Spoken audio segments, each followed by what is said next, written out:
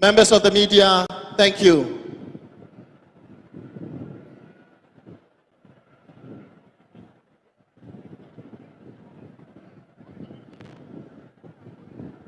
Your Excellency, President of the Republic of Cote d'Ivoire, President Alassane Ouattara, welcome to Koforidua. Welcome as our country celebrates a 67th independence anniversary. Within the next few minutes, the President of the Republic of Ghana, Nana Addo Dankwa Akufo-Addo, a proud son of the East, will be joining us. We will be warming up to his arrival. It's a great day because the President of the Republic is from here. Remember, President Akufo-Addo, his term as President of the Republic of Ghana ends after this year. It is only prudent that he comes home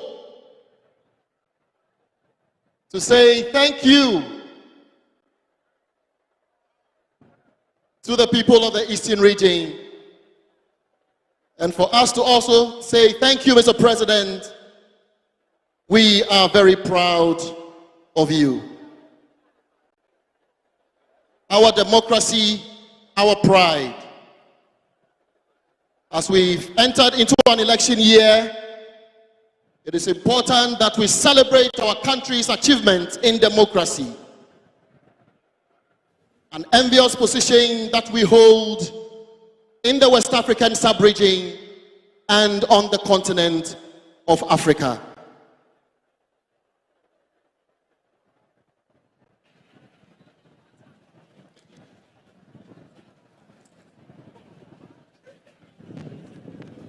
Distinguished ladies and gentlemen, from the basic schools and the last contingent on parade, we have SDA Demonstration A, located at Asokore.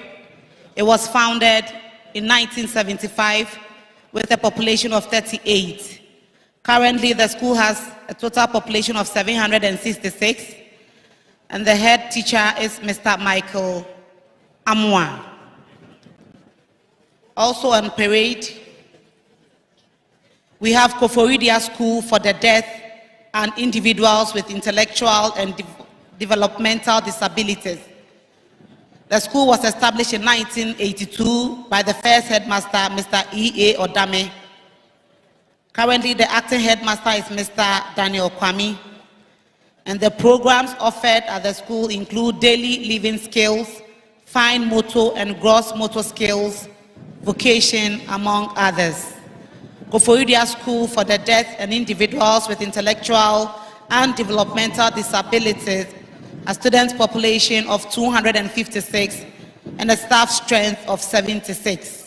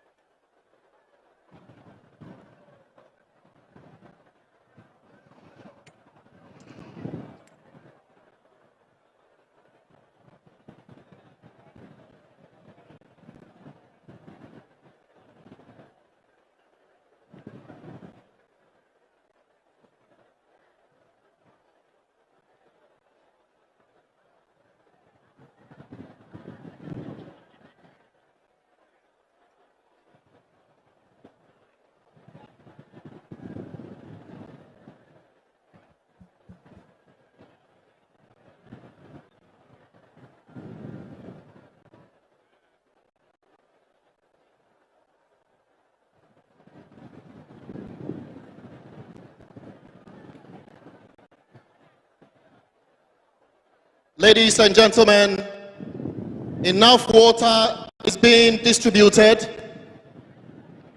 In all the stands, please ensure that you have water with you.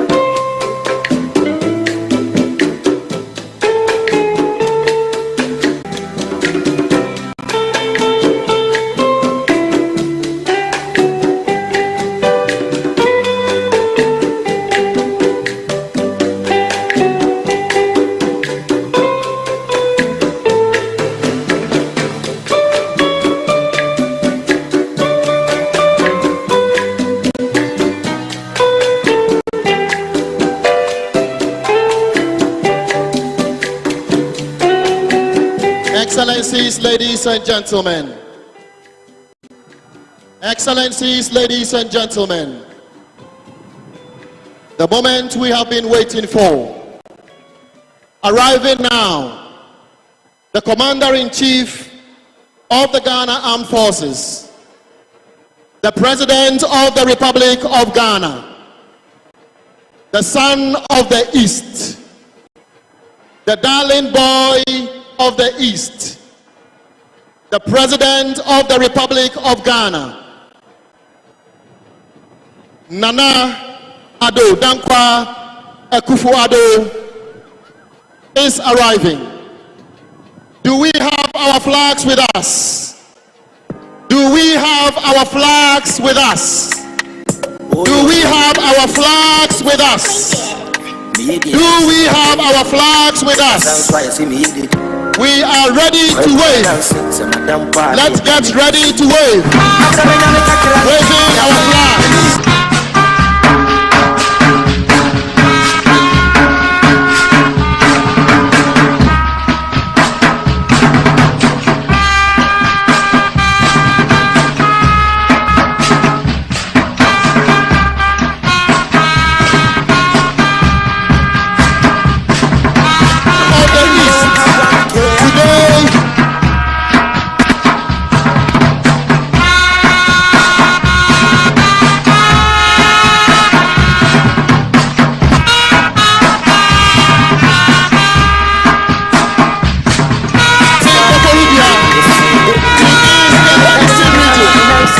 Let's keep waving our flags.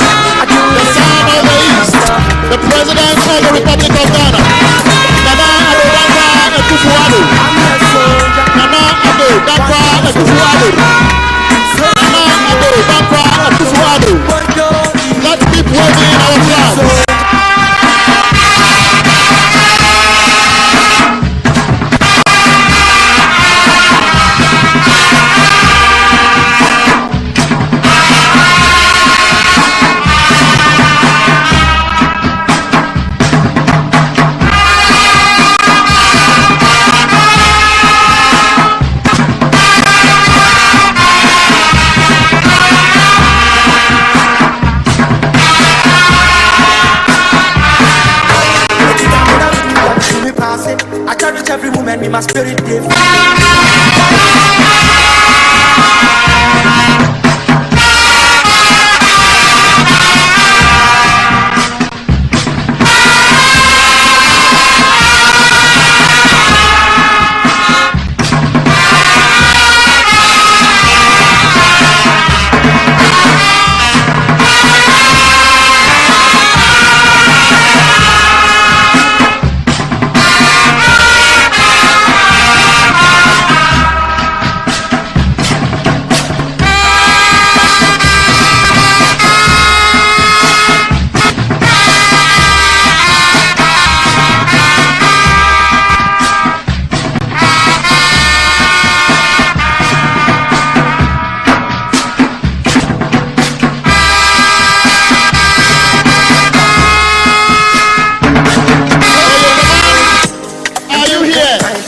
Chubby man.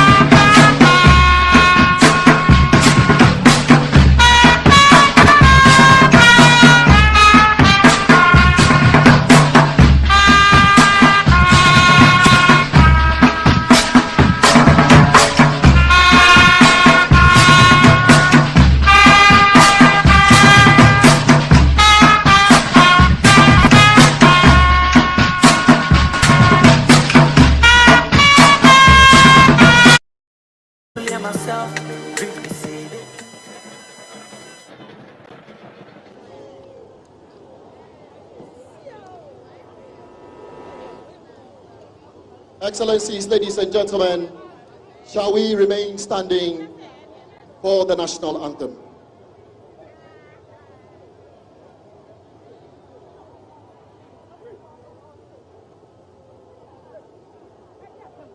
National salute. Ready.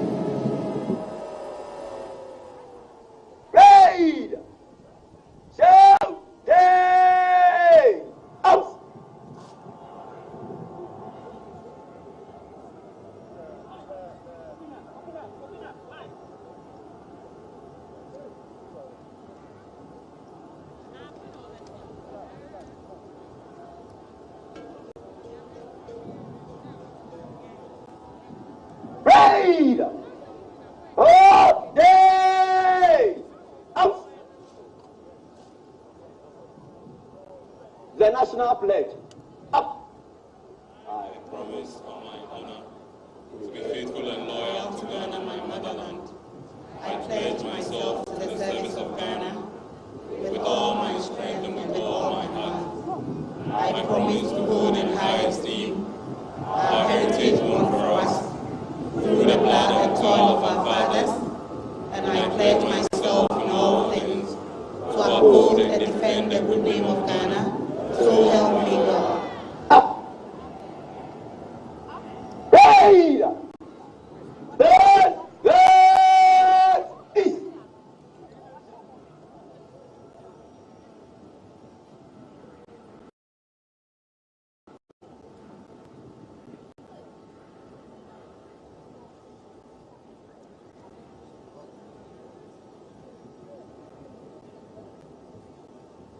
The President, distinguished ladies and gentlemen, we shall commence today's parade with prayers. we shall have the traditional, the Muslim, and the Christian prayers.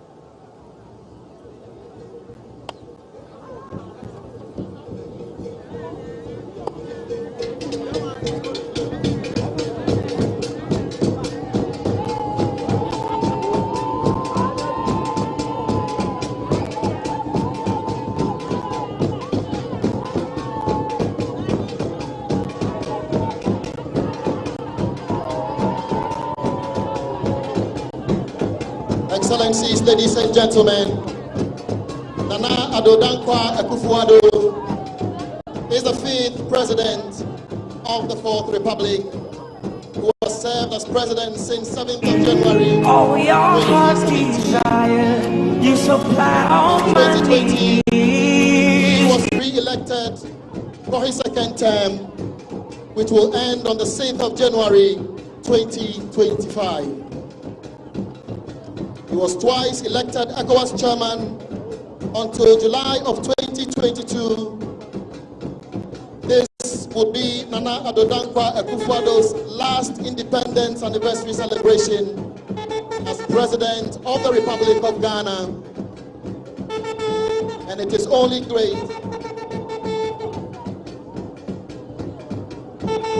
that we welcome him home.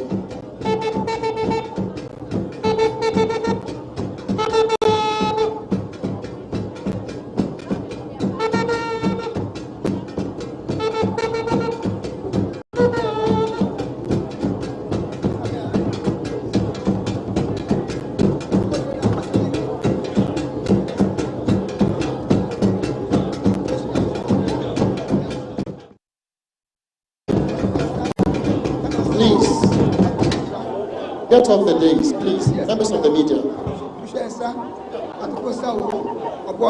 To use my seat and my horse, and I'll give it to these people. Members of the media, you are blocking the national broadcast. Please come down. I don't know how you felt watching it.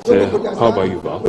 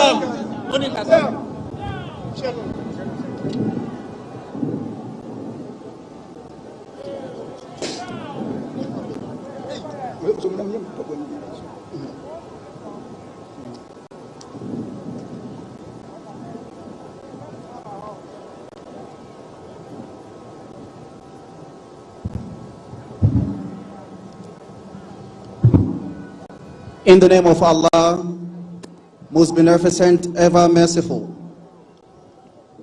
and may the peace and blessings of Allah be upon our Prophet Muhammad. Almighty Allah, we give you all the praise and gratitude. Indeed, our praise and gratitude can never match your grace and fortitude upon us collectively, as a nation from humble beginnings, and also as one people united for a common purpose, despite our diversities. We call in remembrance and in honor all our founding fathers and past presidents, and we commit them into your eternal bliss. We pray for strength and wisdom to our senior citizens, at the helm of whom is our dear father, the first gentleman of the land, the president, in steering the affairs of our nation. We pray for your continuous blessings of guidance, sense of responsibility, patriotic zeal to our youth, our public and civil servants, our farmers, our fisher folks, our artisans, and our dear market women, and all and sundry, in making this nation worth living in. And above all, we pray for your divine protection and fortification at our frontiers, unity and cohesion from within, and also tolerance for one another. Allahumma aminna fi baladina Ghana wa aslih lana umurana. Allahumma ahfidh lana wulata umurina wa ayyidhum bil haqqi wa a'inhum ala al khayr. Allahumma waffiqhum lima tuhibbuhu wa tardahu wa lima fihi salahu lil watani wal ibad. Ya mujib ad da'wat. Allahumma man arada baladana Ghana bisu'in fa ashghilhu bi nafsihi waj'al kaydahu fi nahrihi wa tadbirahu tadmira. Ya dhal jalali wal ikram. Allahumma inna na'udhu bika min jahdi al bala wa daraki al shafa wa su'i al qada wa shamatati al a'da. Allahumma inna na'udhu bika min zawali ni'matika وتحول عافيتك وفجأة نقمتك وجميع سخطك يا من يقول للشيء كن فيكون. بسم الله الرحمن الرحيم.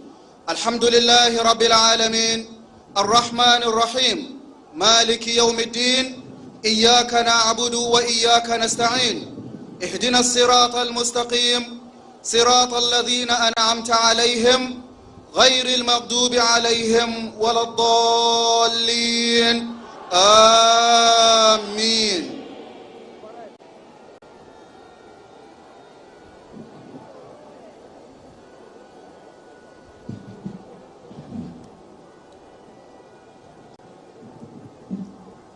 Shall we continue in prayer? O sovereign Lord, you have made from one blood all nations of men to dwell on all the surfaces of the earth. And you have appointed their times and the boundaries of their dwelling, that we should look for you and find you, though you are not far from any of us. For in you we live and move and have our being. Sovereign Lord, we ascribe to you praise, glory, and honor. On this 7th anniversary of the independence of our nation, Ghana, we offer unto you sacrifice of praise and thanks. We thank you, O God, for the life of our forebears and the sacrifices they made for the independence of our nation. And Sovereign Lord, we pray, thanking you, O God, for the life of our president, His Excellency Nana Addo Dankwa Akufo-Addo, for all the accomplishments and achievements that he has showed thus far. And pray, O God, for grace, that this year, O God, will be another remarkable year in his life and that of the nation, that this nation will go through the necessary transition, bringing glory and honor to your name. We pray, O God, for the legislature, that even as they deliberate concerning our nation, all their proceedings, O God, will inure to the establishment firmly of our democracy and the advancement of our nation. We pray, O God, for the judiciary, and pray that their efforts and their endeavors will ensure freedom and justice for everyone in our land. We pray, O Lord, for the media, that truth, O God, will be their watchword. And in all that they do, they will foster national cohesion and peace. We pray, O Lord, for the security agencies, that even as we collaborate and work together, our efforts will endure to the national good, national security, national stability, national peace and advancement. We pray, O God, for our entrepreneurs. Bless the work of their hands, that wealth and expansion of our economy will be experienced for the good of the land. Bless everyone, O God, in this nation, and grant that patriotism, desire for the national good will be our highest aspiration and desire. That in all our deliberations will ensure that God, your blessings will be upon our nation, and our nation will prosper under you. Lord our God, bless our nation Ghana, make our nation great and strong, and bless all our allies, and grant that our alliances will endure for our good. May your presence be with us, and may we in this parade experience your presence, even in the name of Jesus Christ our Lord we pray. Amen. God bless you. That was the traditional Muslim and Christian prayers by Nana Yao Anobwatin II, Insignia Hene of New Drabin, Imam Captain Shamsuddin Salifu, and Chaplain Colonel Benjamin Kumiwood. With the prayers over, the parade commander will now report and invite the President of the Republic of Ghana and Commander-in-Chief of the Ghana Armed Forces, Nana Addo Dankwa Akufo-Addo, to inspect the parade. Pray! Pray! The inspection will be followed with the lighting of the perpetual flame.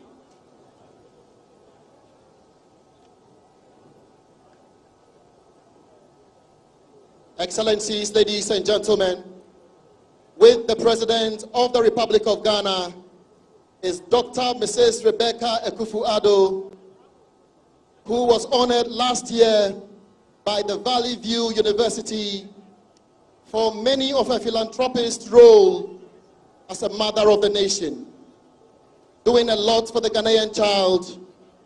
Today, the Mother and Child Unit of the Kolebu Teaching Hospital is there for all to see. First Lady, you are welcome to Koforidua. For the inspection, the President will be accompanied by the ceremonial aide-de-camp, the Chief of the Defense Staff of the Ghana Armed Forces, Lieutenant General Thomas Opon-Pepra, and the Inspector General of Police, Dr. George Ekufo-Dampari.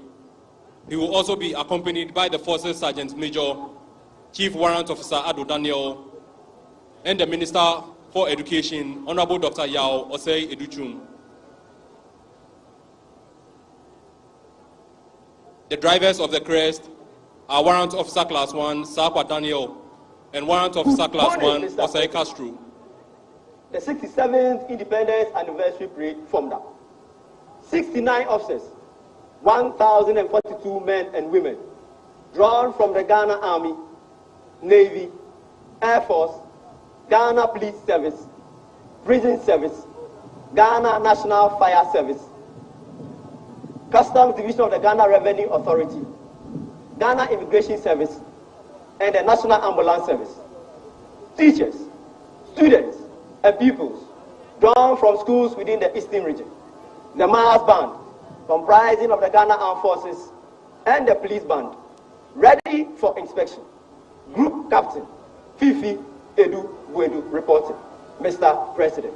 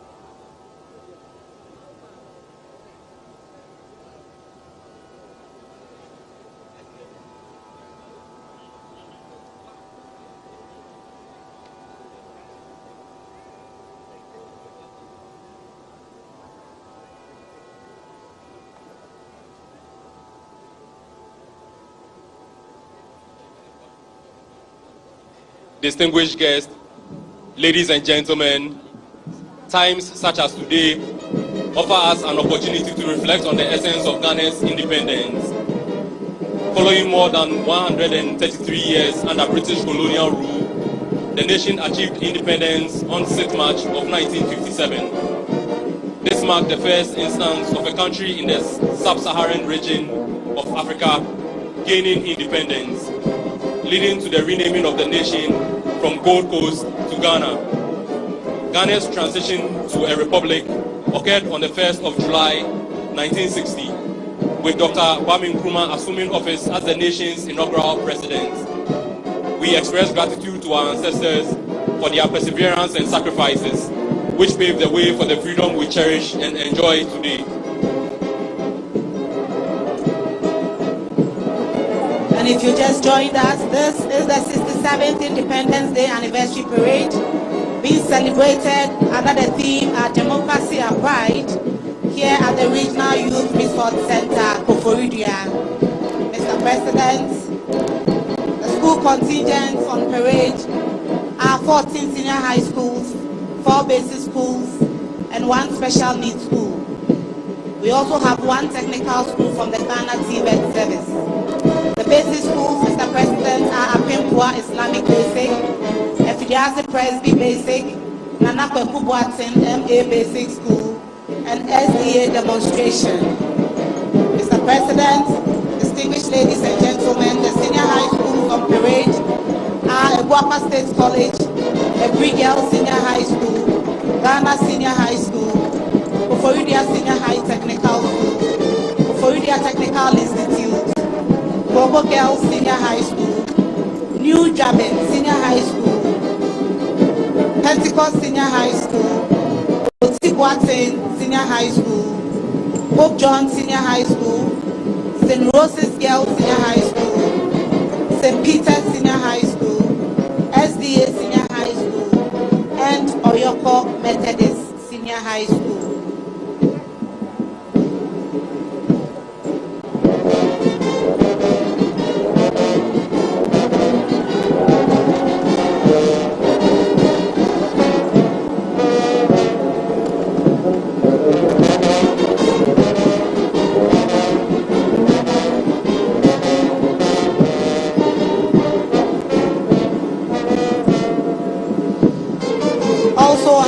Mr. President, distinguished ladies and gentlemen, we have Koforidua School for the Deaf and individuals with intellectual and developmental disabilities.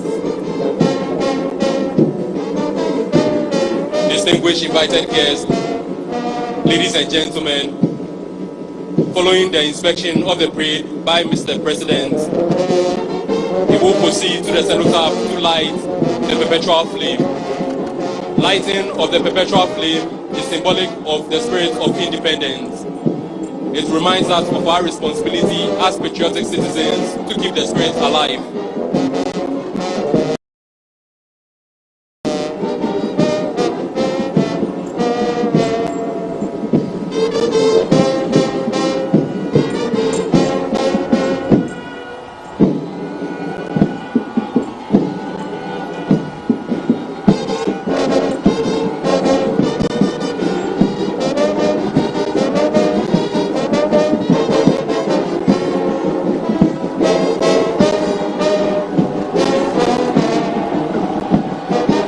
The cenotaph guards on parade this morning are commanded by a warrant Officer Class 1, Emis Aposta. The guards are Petty Officer Class 1, Wabin Francis, Sergeant Note Esther, Sergeant Debbie Eric Eko, and Sergeant Ajay Dennis Ajay. The flame lighters for this morning are Staff Sergeant Andy Kingsley and Staff Sergeant Al-Hassan Ibrahim. The fanfare team is under the command of Chief Petty Officer Class 2, Damali Patrick.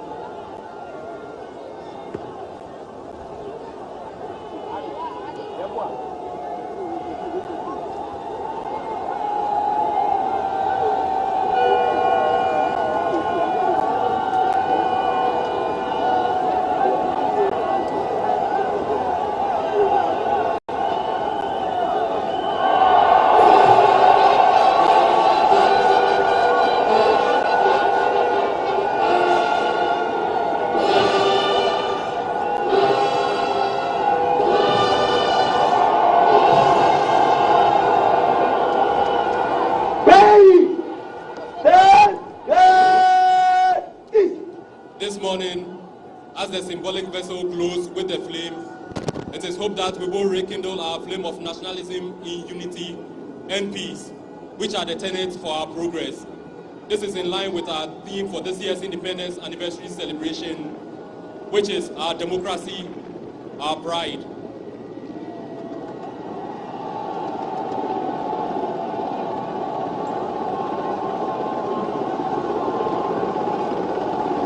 Drone operators are advised to lower their drones.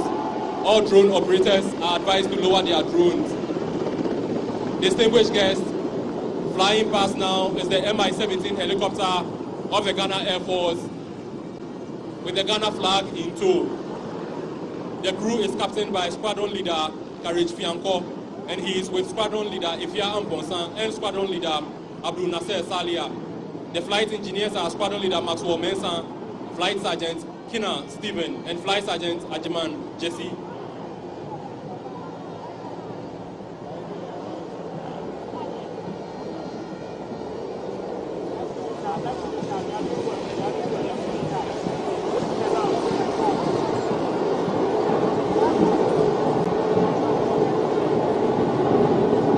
Also conducting aerial patrols overhead for this morning's parade is the Z9 helicopter of the Ghana Air Force under the command of Squadron Leader Godwin Bota.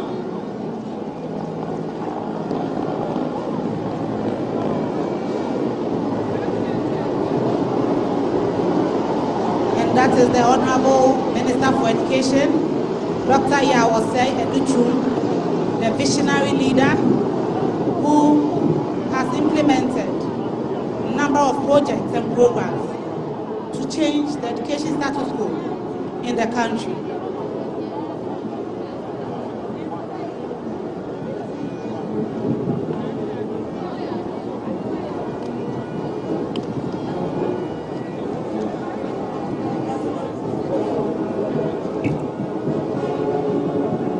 The Honorable Minister has seen the introduction.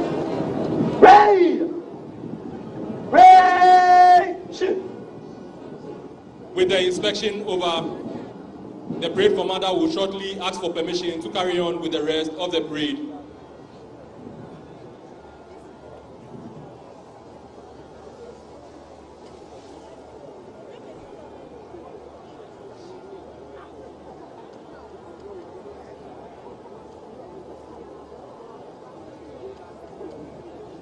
Mr. President, inspection over. May I have your permission to carry on with the parade, Mr. President?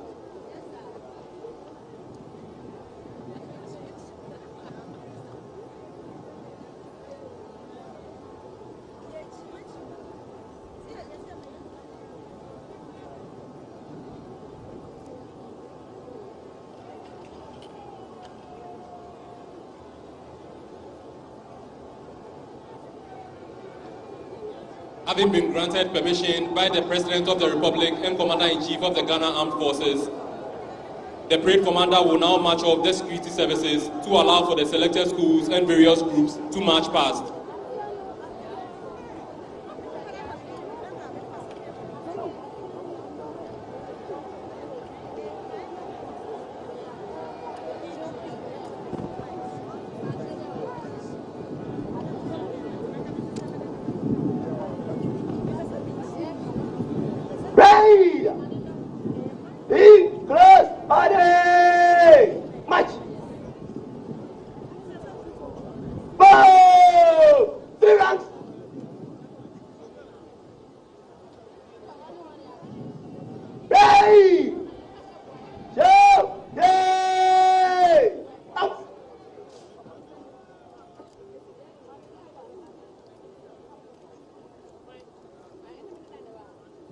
Ghana Armed Forces and Security Services will march on. Remember, the east.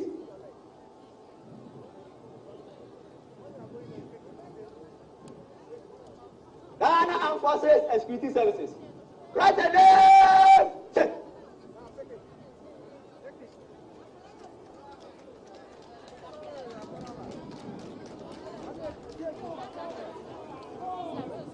Ready! By the right. Quick march.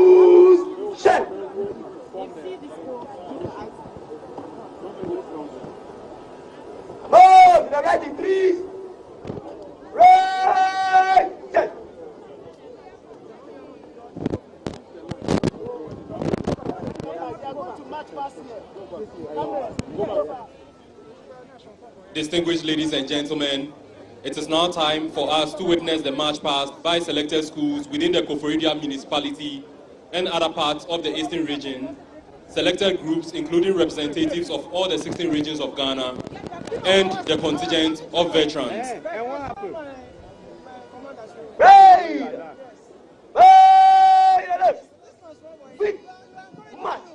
I will now hand over to Madam Cassandra Chum Ampofu from the Ghana Education Service to continue. Thank you very much, Major Sowate.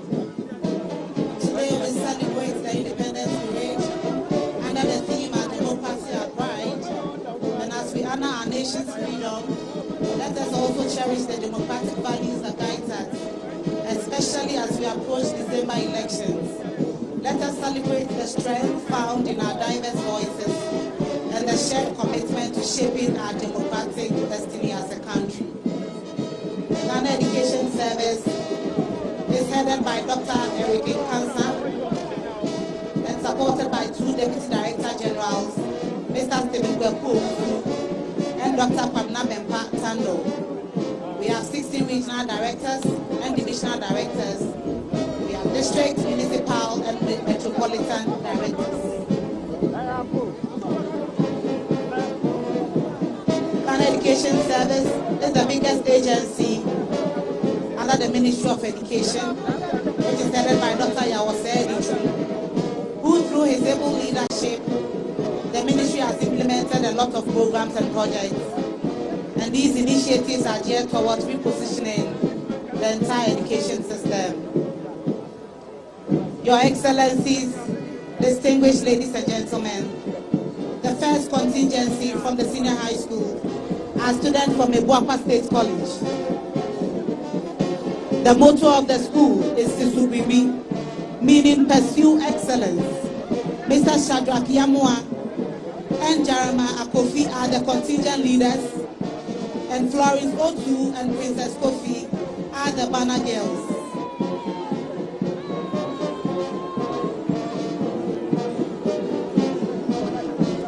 Closely following Ebuapa State is Every Girl Senior High School. Sandra Adebia Akon and Gifty Konama are the contingent leaders. The banner carriers are Bobby Chem, Mary Madeline, and Bobby Sonia Ansa. Brigadier General Anita Asma, Director General Defense, Civilian Establishment, is a proud old girl of Every Girls.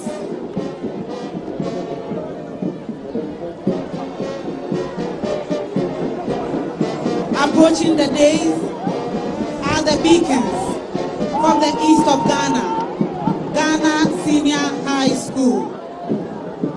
The contingent leaders are Ms. Comforter J and Mr. Emmanuel Asante. The banner girls are Mohammed Mushira and Francisca Grantin Yabua. Lieutenant Colonel Justina Frimpong, Commanding Officer Defense, Mechanical Transport Battalion, and Professor Inokoko Kwanji are all products of Ghana Senior High School. And here comes Koforidia Senior High Technical School. The contingent leaders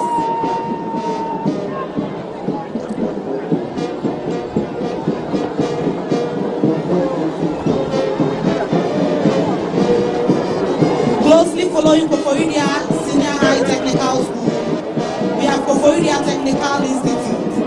The contingent leaders are Richard Bernier and Brilliant Kwame. Sister Akun and Mami Achwada Akun are the banner girls. And that is Koforidia Technical Institute.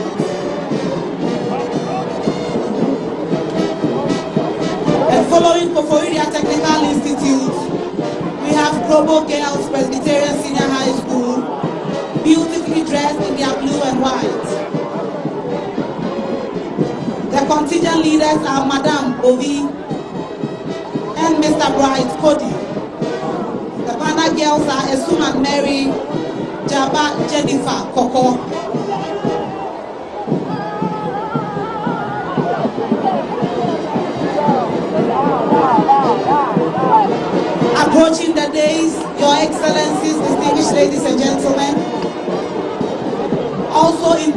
Waitata New Drabin Senior High School. The contingent leaders are Rita Aferi and Richmond Lati, Miki Efuabuahima and Blessing Tego are the banner girls. And Dasibre Kwaku Watin the Church, Omahino of New Drabin Traditional Council, and the Eastern Regional Director of Education are all proud products of New Drabin. At the days we have Pentecost Senior High School. The contingent leaders are Abigail Banabao and Kennedy Edu Ejay. The banner girls are Olivia Lesson and Asamoah Frimpoma. Closely following Pentecost is Pope John Senior High School.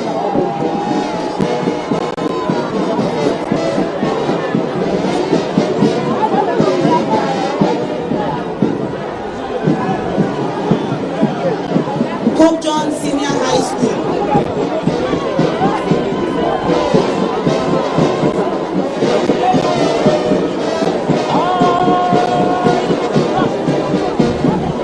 The contingent leaders, Mrs. Lillian Asari Wilson and Mr. Obedako, and then banner carriers are Aishal Yurinchi and Kelvin T.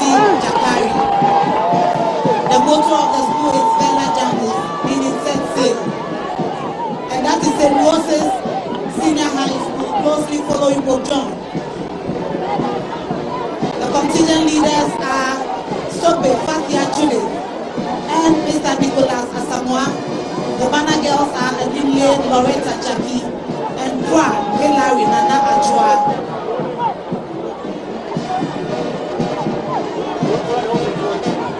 St. Peter's Senior High School, currently approaching the days. The contingent leaders are Bright Esro and Kumsit Martin. The banner boys are Asiafo Said and Mohammed Ibrahim. The motto of the school is Dignitati Hominium, and Mr. Max Sasumensa, the National CSSPS coordinator, is a proud old student of St. Peter's. Approaching the days is SDA Senior High School located at Asakware. The banner girls are Christabel Tete and Efia Konedu. The contingent leaders is Emmanuel Osako and Veronica Danswa Guadi. And the last contingent for the Senior High School, Oyoko Methodist. The contingent leaders are Mr. Samuel Kofi Mensah and Madam Bawu Daina. The banner girls are Ekufu Josephine and Kumasa Janet. Your Excellencies, distinguished ladies and gentlemen from the second cycle schools, we now move to the contingents drawn from the basic schools. Approaching the days are contingents from Apimpua Islamic Basic School. The contingent leaders are Samuel J. and Madam Christiana Beto. The banner girls are Khadija Yaha and Ibrahim Hajara. And now is the time of Afidiasi Presby Basic School A to approach the days.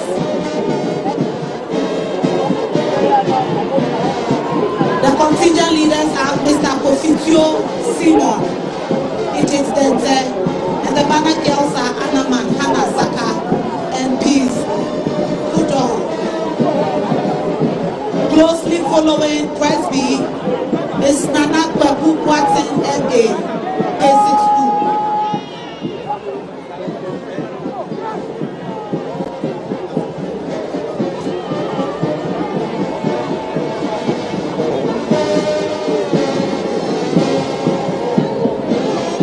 And the last school for the basic schools,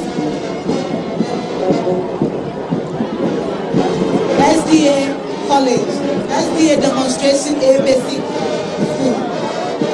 Next, the contingent leaders are Kenneth Mensah and Sarah Chima. Boache and Emmanuela Boache are the Mana girls. And lastly, for the school contingents, we have the special school for the intellectual disability. Your Excellencies, distinguished ladies and gentlemen, the school contingents were coordinated and supervised by Mr. Michael Into Aye, the Director National Coordinator, and Mr. Ifa, the Regional PE and Sports Coordinator for Eastern Region.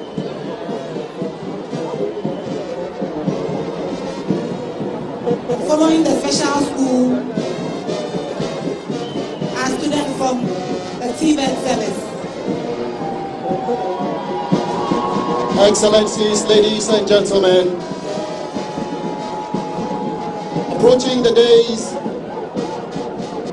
students of the Presbyterian College of Education, or PCE, in Ekopong, Ekoping, formerly the Presbyterian Training College, Ekopong, OPTC. It is the first institution of higher learning in Ghana and the second to be established in West Africa after the Fora Bay University College in Sierra Leone. The college was established by the Basel missionary in 1848.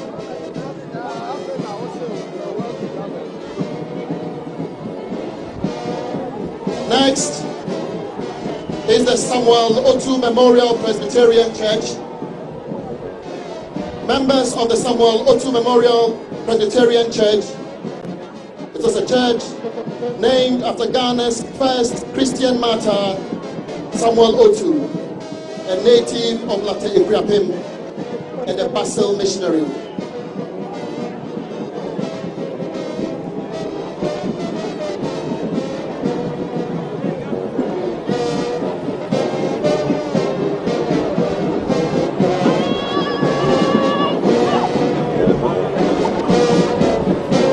Excellencies, ladies and gentlemen, these are the Akosombo Dam workers approaching the presidential days.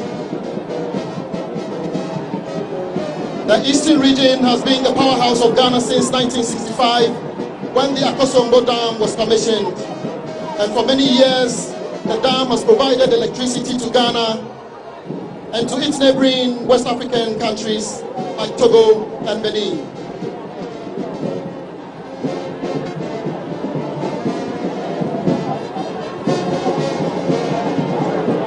Beyond the return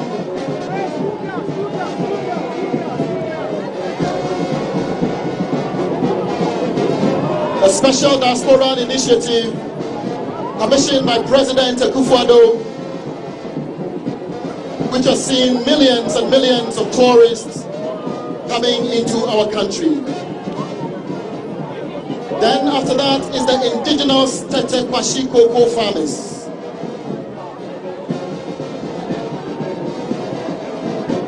Your Excellencies, these are cocoa farmers honoring a son of the East who embarked on a journey to bring economic glory to his people. In 1876, the Takwashi set sail for Fernando Po, now Equatorial Guinea.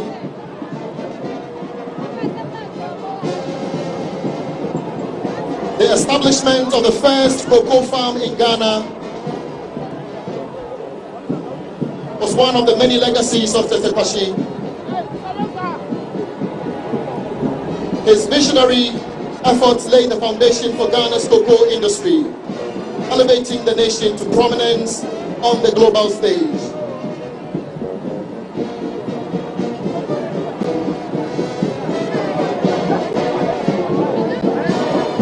These are the Koforidia farmers and market women approaching the days. This is an association of Eastern regional farmers and producers formed in 2019. Excellency, approaching the days are Ivorian nationals in Ghana. They are here to support our special guest of honor, the President of the Republic of Côte d'Ivoire, His Excellency Alassane Ouattara.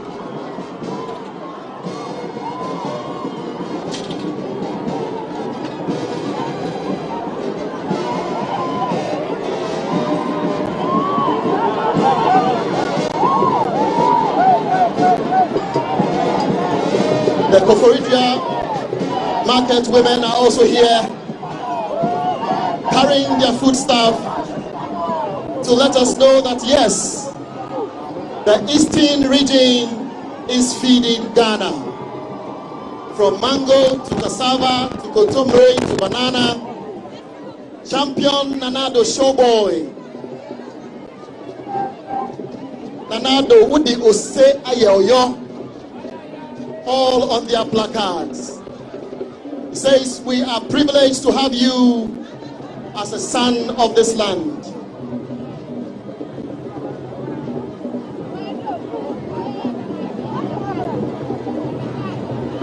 Your Excellencies, approaching the days is the Ashanti region, all representing the powerful Ashanti Kingdom. Thank you for your 8 years of good service. It's what they have on their placards.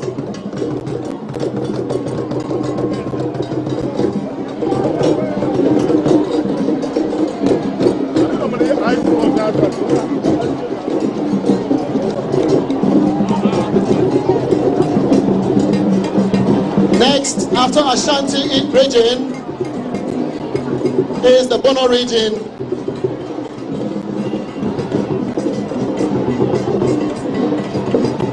Celebrating our nation's independence anniversary.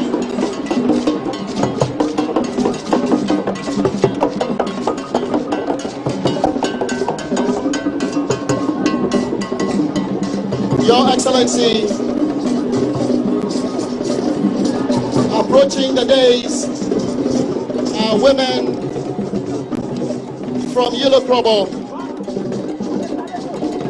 performing the depot ceremony,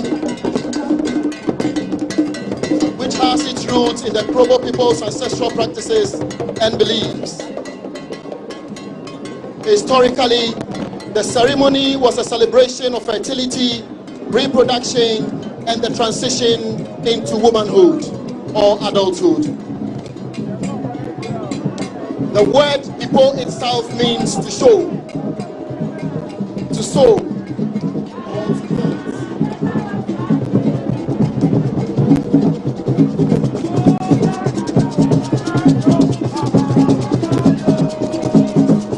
After the depot groups of Krobo in the Yellow and Manya Krobo of the Eastern region are our women and men from the Volta region.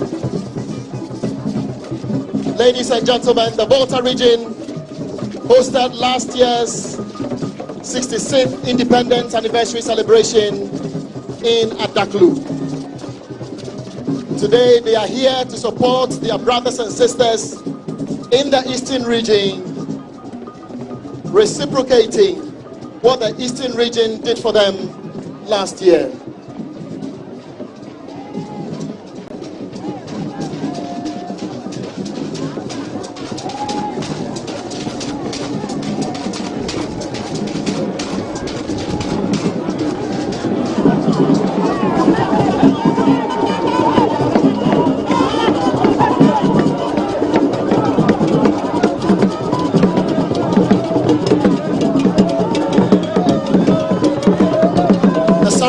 Witnessing is not just a cultural practice, it holds immense spiritual significance. The Krobo people believe that the spirit of their ancestors guide and protect them. And this ceremony is a way to honor these spirits. The ritual acts as a bridge between the world of the living and the spirit world.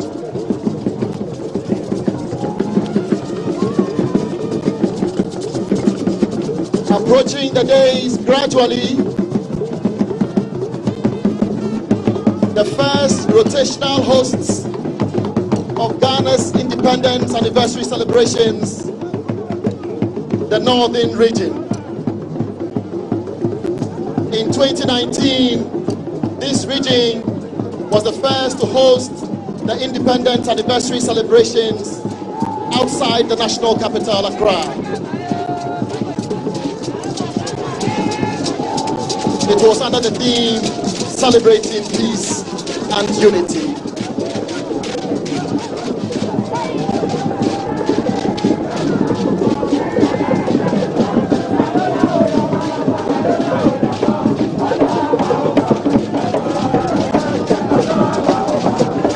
The Dagombas are also fully represented.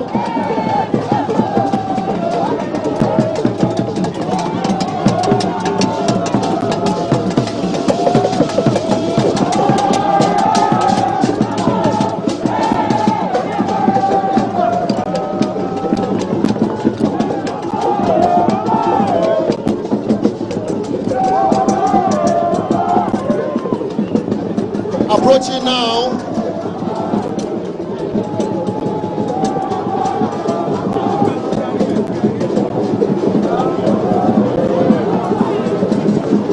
the powerful Obo Tebiri Shrine in Koforidia is approaching the presidential base. During the migration from Kabin in 1875, that was to lead to the creation of new shopping states. The migrants came to the settlement, lifted them by the Achimba state before the 80s. The annual ritual of visiting the shrine on the last of the year for Thanksgiving is the spiritual ritual for them.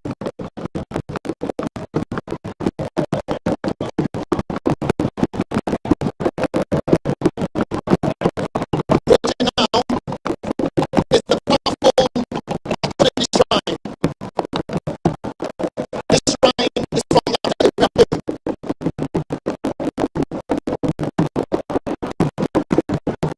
It is on the mountains of the eastern region of Ghana, and she is believed to be a woman deity whose ancestry couldn't be literally traced because she is believed to have been lost. The purpose was to rescue the people from their traumas and worries and provide perfect solutions to life.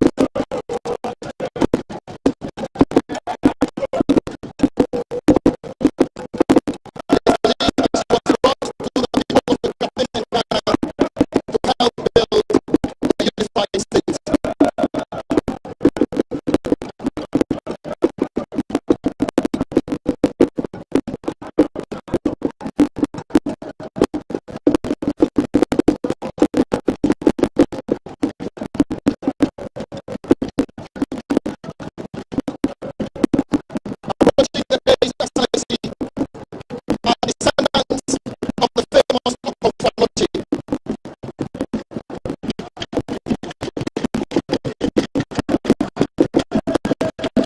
Powerful priest from Ebuwa, regarded as the son of the East.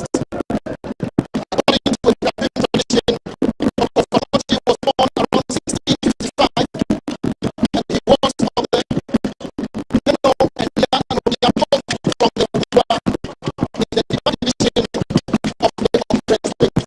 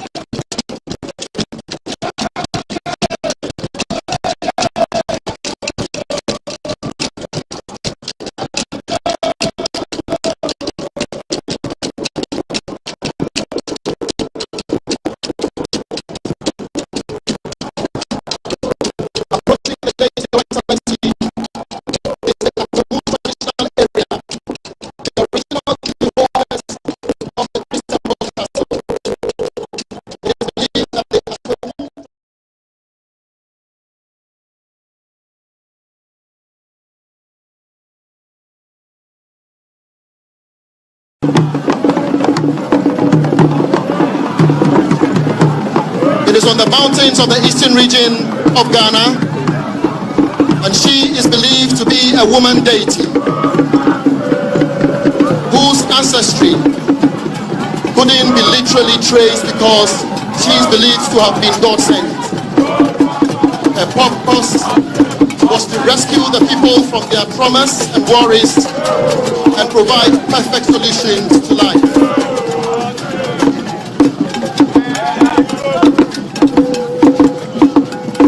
It is believed that she was brought to the people of Ekuapem in Ghana to help build a unified state.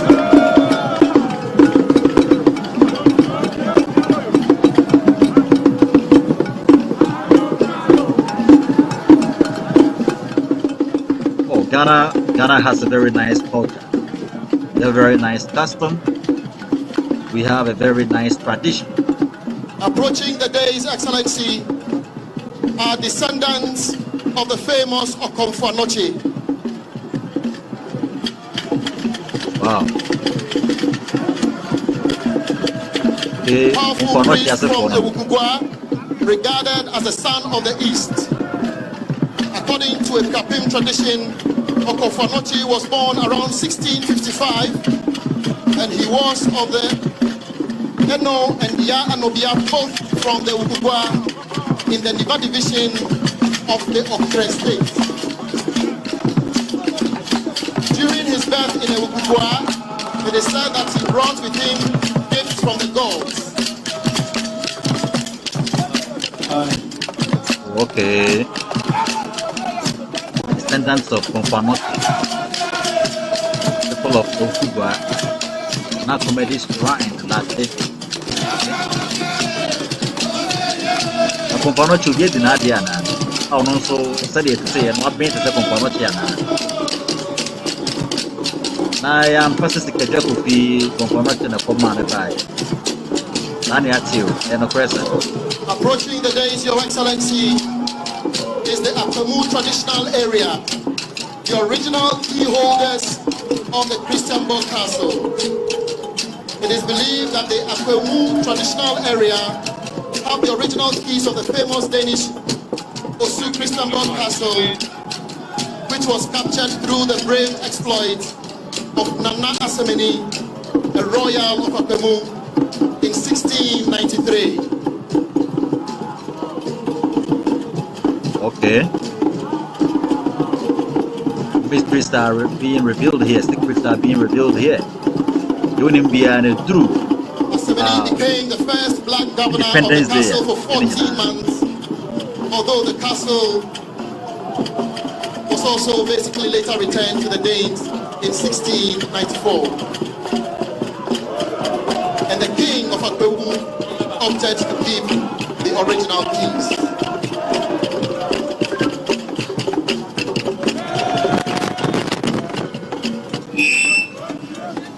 Your Excellencies, distinguished invited guests, ladies and gentlemen, we shall now have a choral music performance.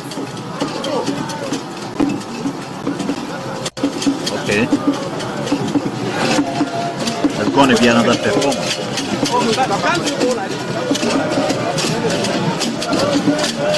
I'm not going to Corona. Let's go over display now.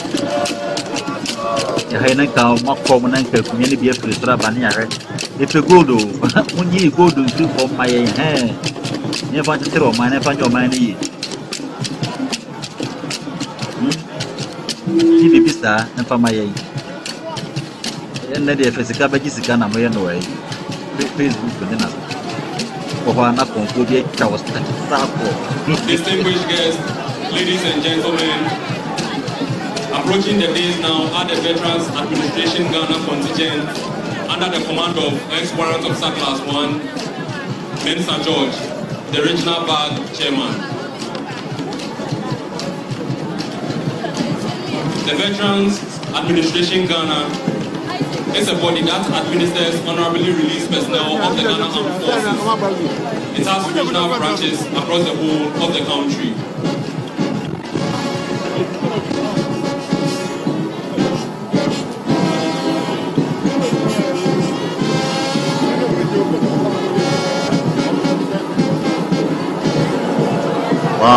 veteran.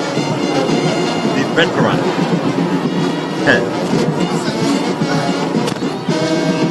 Wow.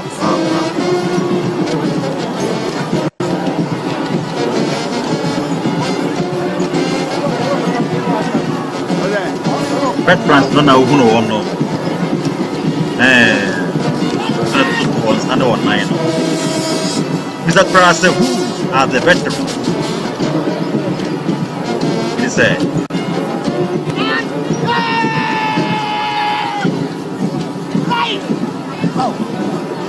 approaching the presidential days now is the contingent of veterans under the command of ex-warrant officer class 1, Mensa George, the regional BAG chairman.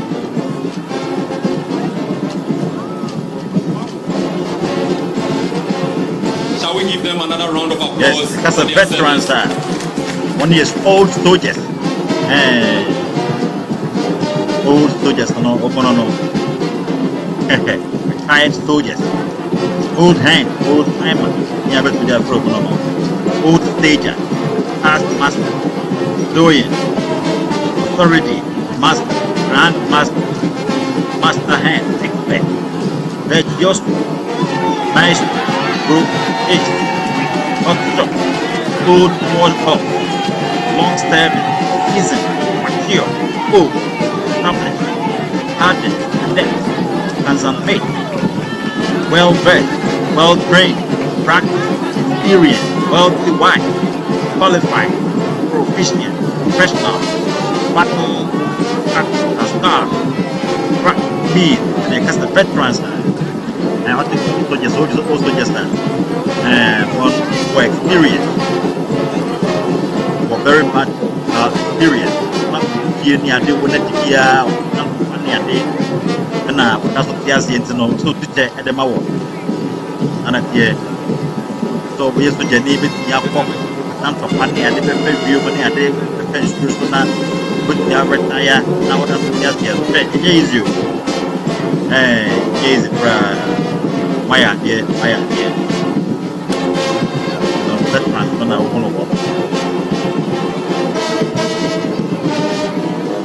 that is His Excellency the President and the Vice on the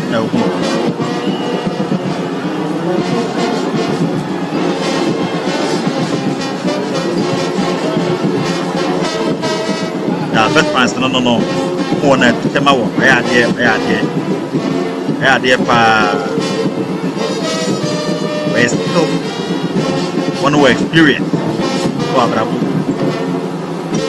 We so the name of God trust the master papa you know because one of graduate we say mona business we peace or retire. Distinguished invited guests, ladies and gentlemen, that was the march past by selected schools within the Koforidua municipality and other parts of the eastern region, some selected groups and the veterans of the Ghana Armed Forces. Your Excellencies, distinguished invited guests, ladies and gentlemen, we shall now have a music performance by students of New Draven Senior High School and Otibuaten Senior High School.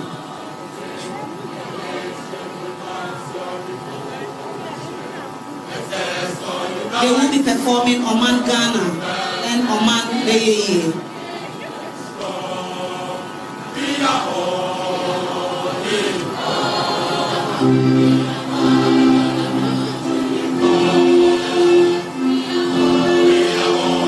Mr. Emmanuel Edison, Mr. Conductor, and Mr. Oridans, the organist. The trainers are Mr. Emmanuel Oheneaye, Mr. Robinson Joju, Mr. Frederick Mansour, Mr. Jerry John Morty, and Mr. Ifa Samuel Kwame.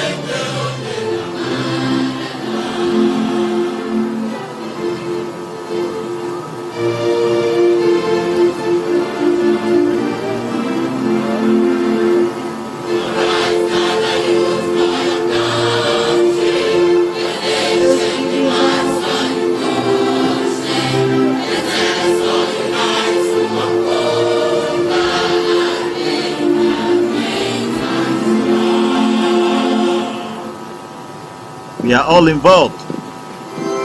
And you know, Samotoya Namotiasie, and Penning Free. We are all involved. Yes, the civilians all can be. Or my who here. In if you remember, begin penning for one. The Memopono should be report and it removes one more man of course. And the youngest boy, one bro, man, and penning for one and so many. You can't move it. Very hypocrisy, I think, and I'm going to be now coming. It's also almost so.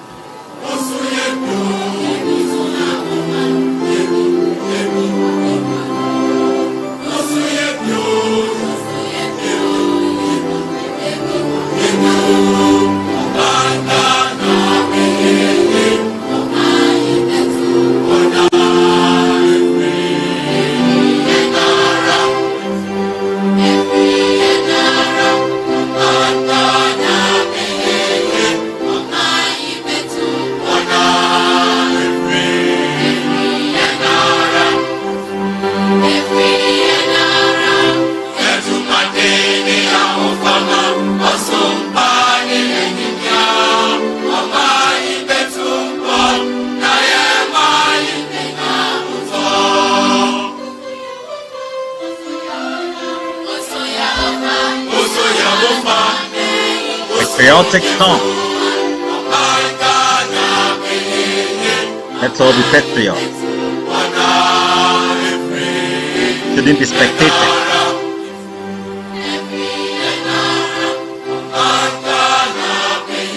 See something, say something.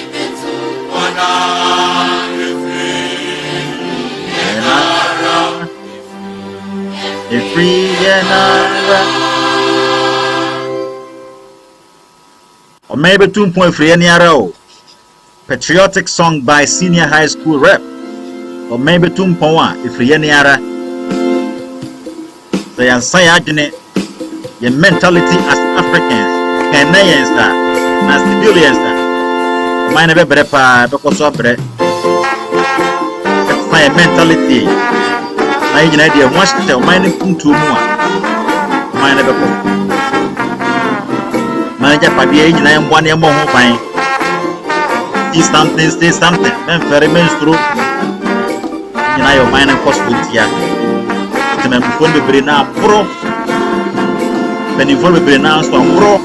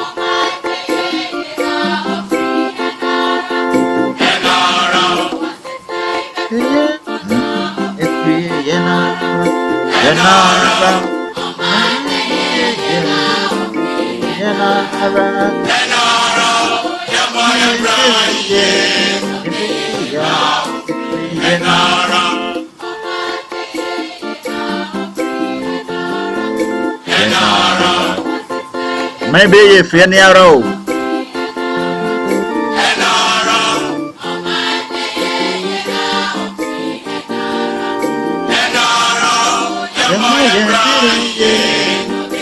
Yeah,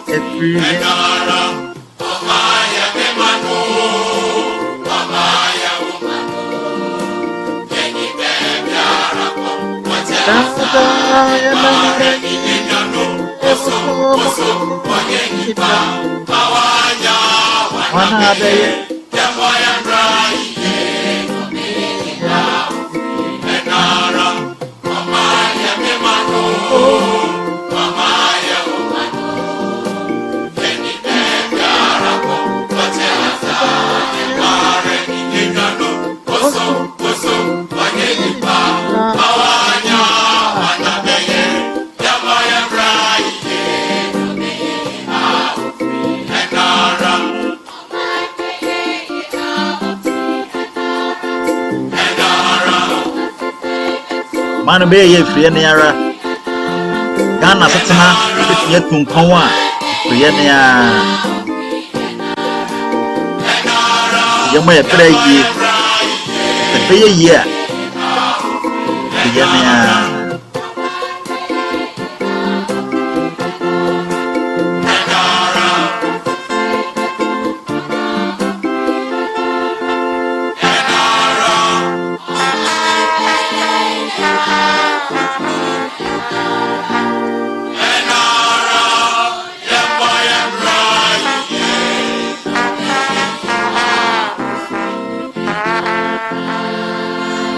Beauty here, what's it?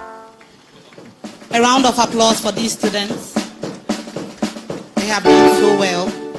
Students of New Jabin Senior High School and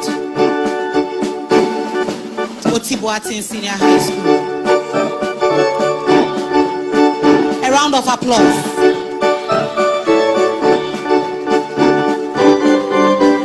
Indeed, on Monday,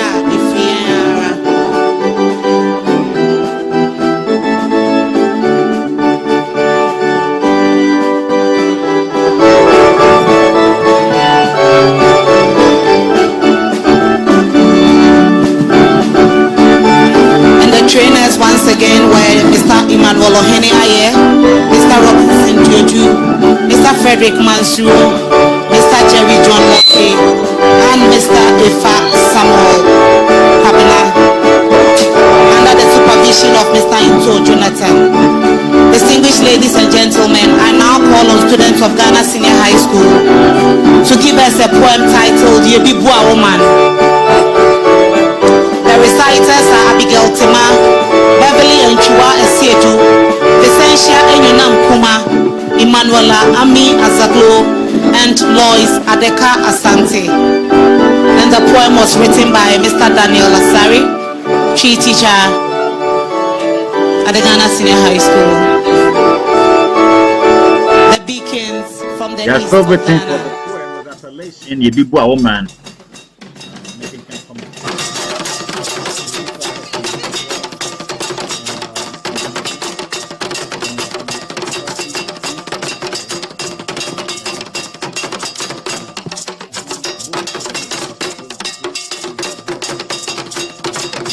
Excellencies, ladies and gentlemen, this cultural display is under the theme, Our Democracy, Our Pride.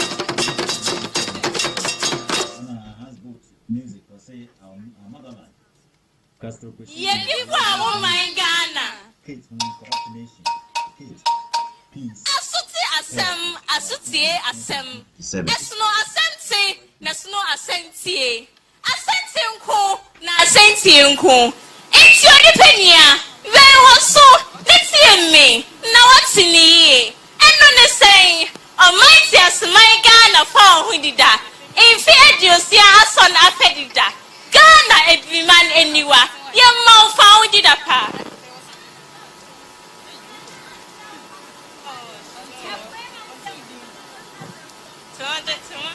Emanyame Dubi akuya wofi Menya krobo kwau achem ebua kwa ekwiapem New Jabin enum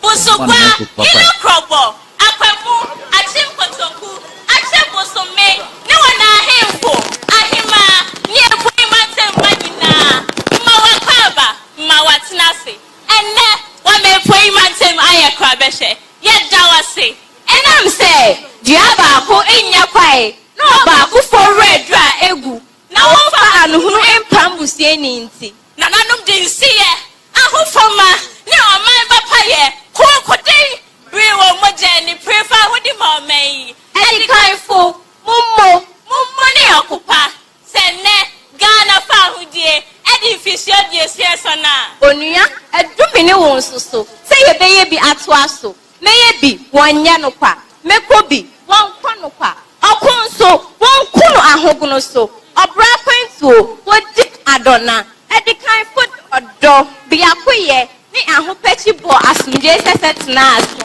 lom asudie ebua ba adempa chetre omani na wo hye amamra pa ma omani impanyin se payo hwei we ba kwa ebu okaboma emu Ghana man mwenye biako na biako ye na eye ye hia sumdei wo bebiara ni bebiara ye yemu ye hia sumdei mapa ansa na yato aba abatu brimu ni abatu echi enu na bema oman yi akoso happy de kangena gagana ofofui blala mengena o eya dagana duko minamya wodeka ela bena mustele deka wowome mihia wuti papa le afisi afi pre wusi anu wowome mihia wuti papa hafi adanko le godai rekoda bomegbe eyako ahe ngoyi benami ela bena chichi aobe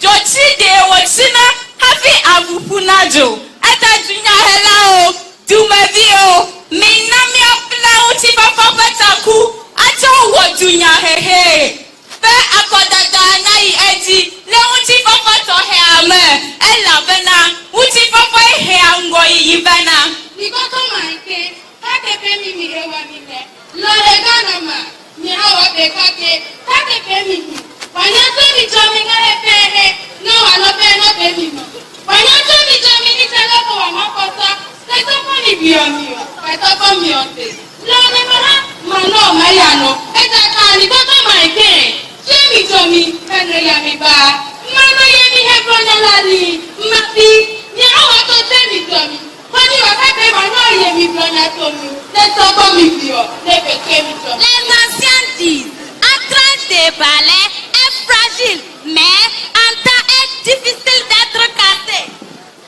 Donc les peuples ghanéens soyons unis. Nous avons besoin de paix partout en toutes nos activités. La paix, des preuves durables et des fausses élections.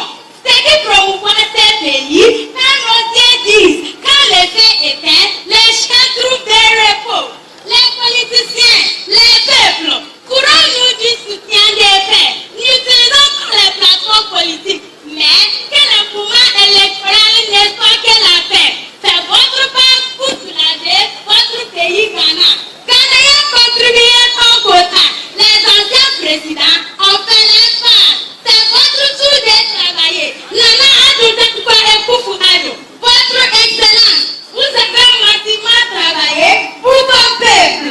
Amanyosem enya wotan amanyosem enya wopon moma yempo asumdua yewo ihu ban to abane a wope no na enkwan ntokwa biara yehia asumdue ni odo efise impenise asumofiju a no kramenya dabre amanyofo timemfo moma yempo asumdue awotire impenye amanyosem na abatu bi aya asumdue Mama penny na na down for a kukwado.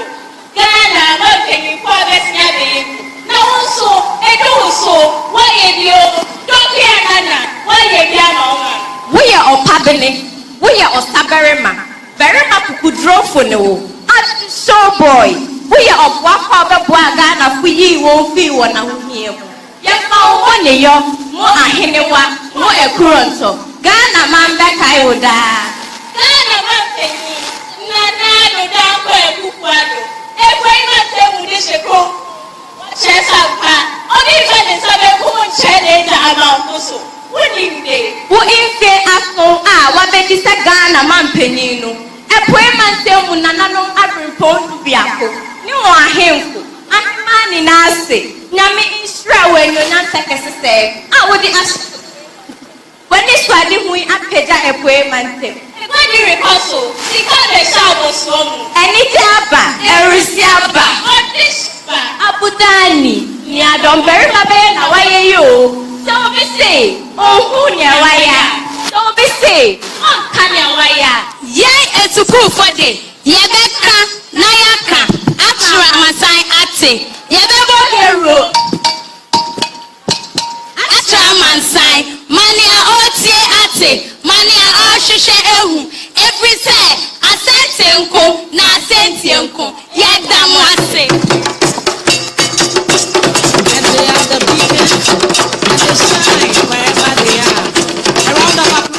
give them some hands of applause. My idea. Eh? My idea for beauty. I'm a main cat. Shall we give them a round of applause? Students of Ghana Senior High School. They shine everywhere. The trainers were Miss Janet Waiwa, Miss Letitia Frima, and Mr. Joseph.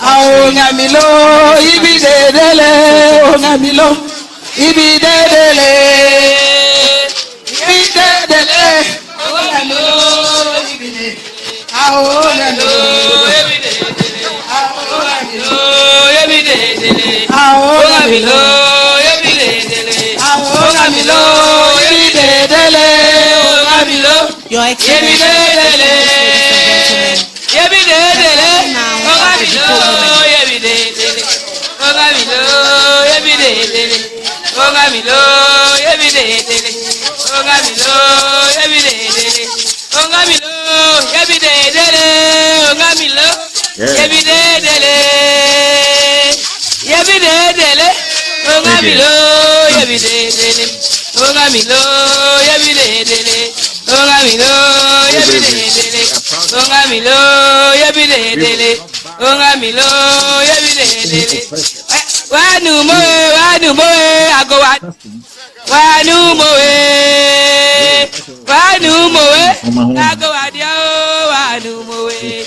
We will never bow down to any oppressors.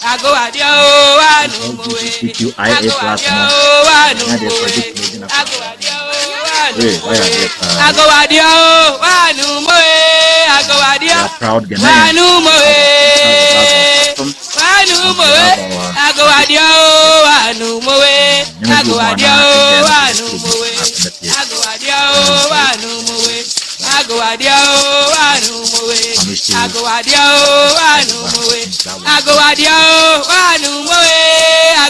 Our culture is very beautiful.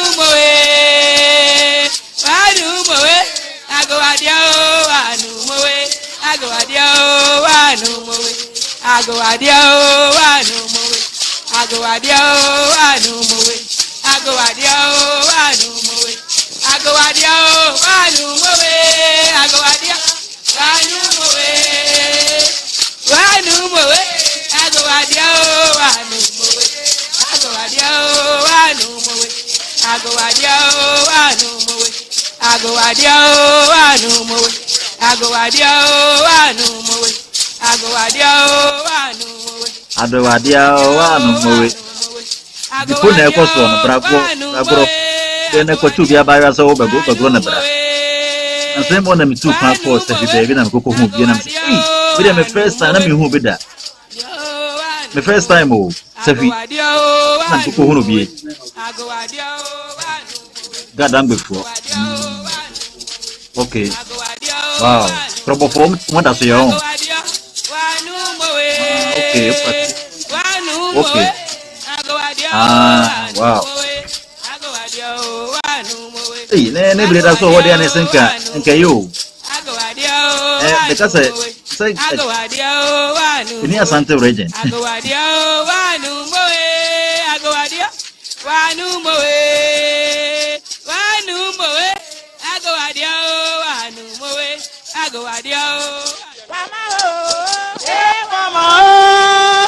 A round of applause for the depot women.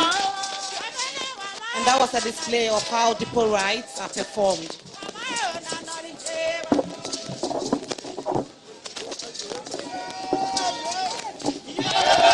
Your Excellencies, distinguished ladies and gentlemen, we shall now have a cultural performance by the Center for National Culture here in the Eastern region.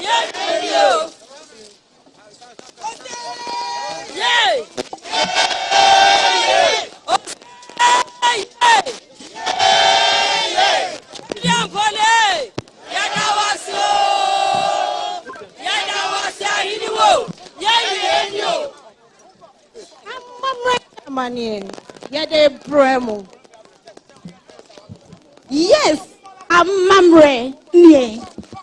Eastern region has 11 performances, and we represent the primacy and the beautiful famous flowers in Eastern region. Our fruit, our crops represent our economic empowerment. Our bead and our art represent our identity. Our cocoa represents the economic empowerment as well. Hence, our partnership with Côte d'Ivoire. His Excellency, merci beaucoup. Enjoy our culture diversity.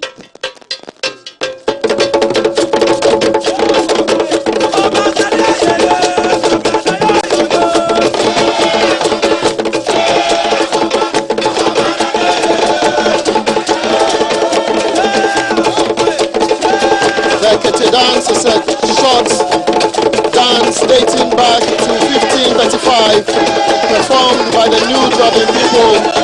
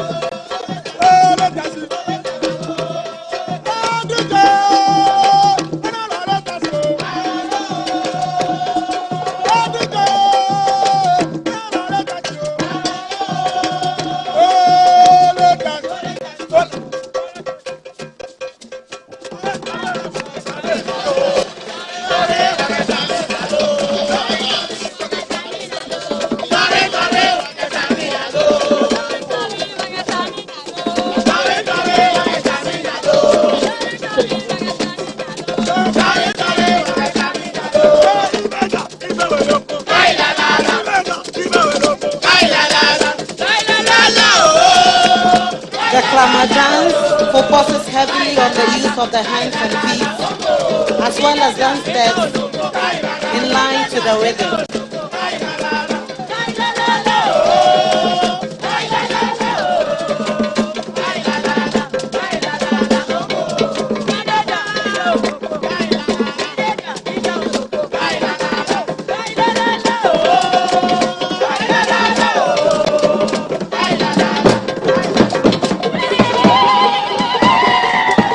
And that is the Takai from the Northern Belt.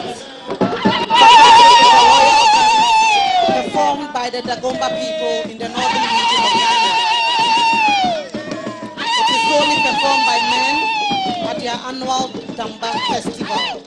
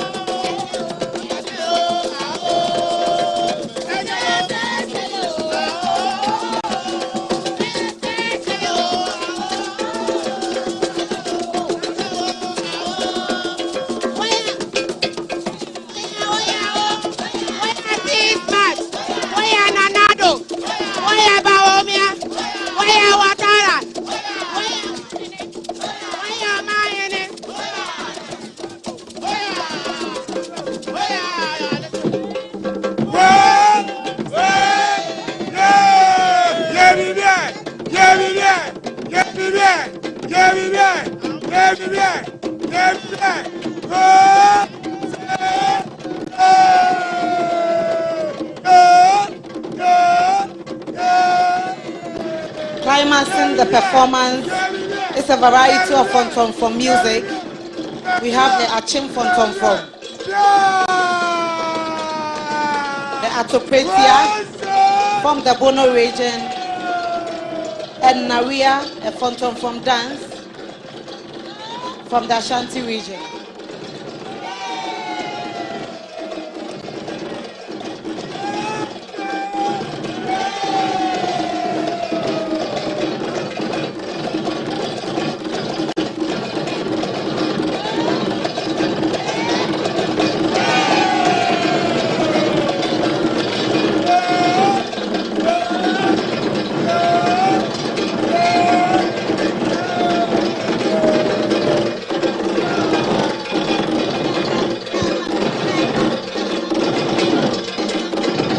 The Naria is one of the popular rhythms of fonton in Ghana.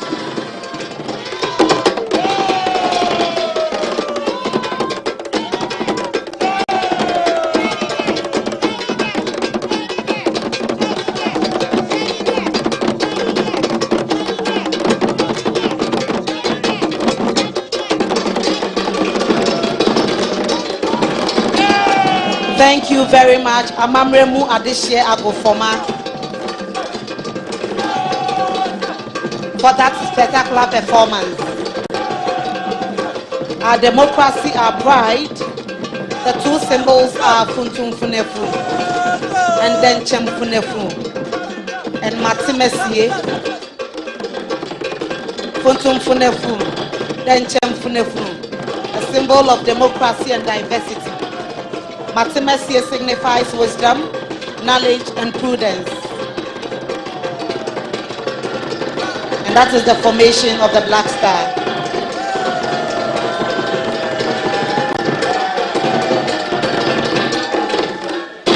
A round of applause for Amamremu Adeshie Agofoma. The lead supervisor is Madame Dr. Salamatu Al-Hassan, Head of Performing and Literacy Arts, Emmanuel Nyako, and the Miniature Construction, George Dakon from Fantiaka North Cultural Office, and Prince Akoto Apietu. The choreographer is Julius Yao Kwanzaa.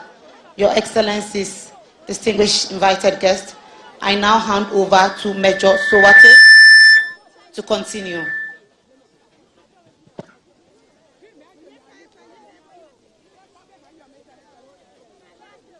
Mr. President, distinguished ladies and gentlemen, that wonderful cultural performance will be followed with a gymnastics display by personnel from the Ghana Armed Forces Physical Training School.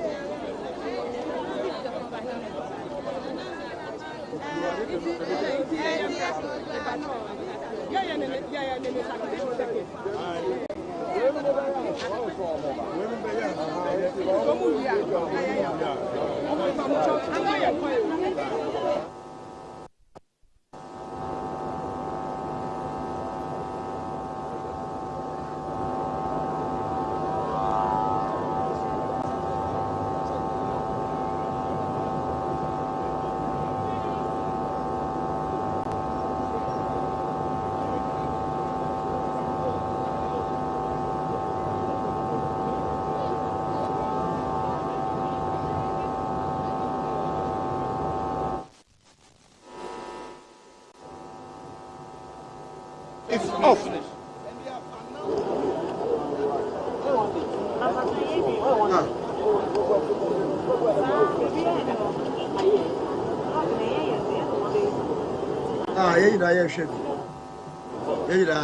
The introduction of physical training in the Gold Coast, now Ghana, was initiated by the colonial authorities within the military and other security services across West Africa. The first physical training institution was established in Ibadan, Nigeria, as part of the West African Command Training School in 1940.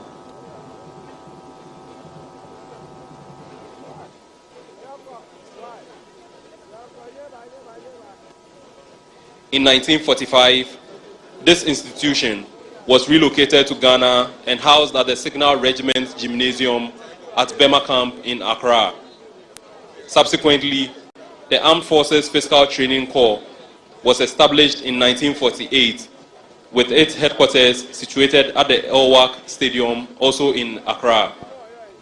The Physical Training School underwent redesignation in 1958 and was relocated to its current site at the Military Academy and Training Schools in Teshin, now known as the Training and Doctrine Command, since 1960. Distinguished guests, ladies and gentlemen, before we proceed with the drilling displays ahead, let's be mindful that the upcoming stunts and maneuvers are going to be performed by highly trained professionals. We urge all children in attendance to refrain from attempting these stunts themselves. The safety of our young spectators is paramount, and trying to imitate these maneuvers can be extremely dangerous. Equally, we are humbly requesting parents, guardians, and teachers to keep watchful eyes on their children and wards to ensure they do not try any of these stunts. Thank you for your attention, and let's enjoy the performances.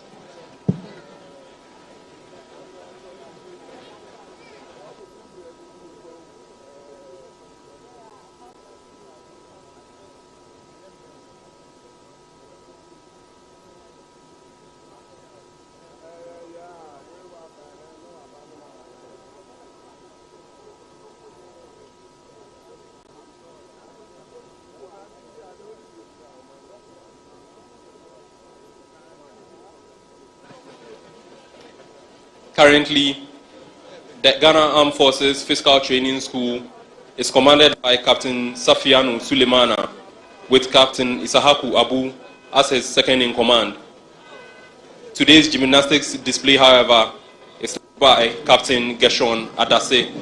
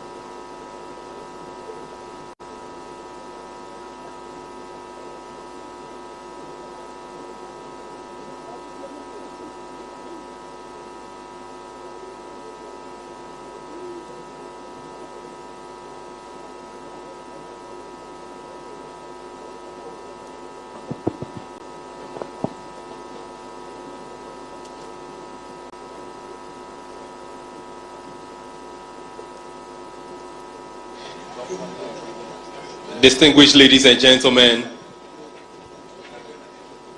Captain Gershon Adanse has just asked for permission from the President to commence with the display. To commence the display for this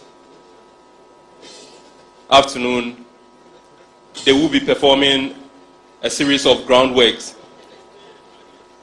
They will do the thigh support, the dive to prone line, the split to sit, curl to stand, and trunk hollow.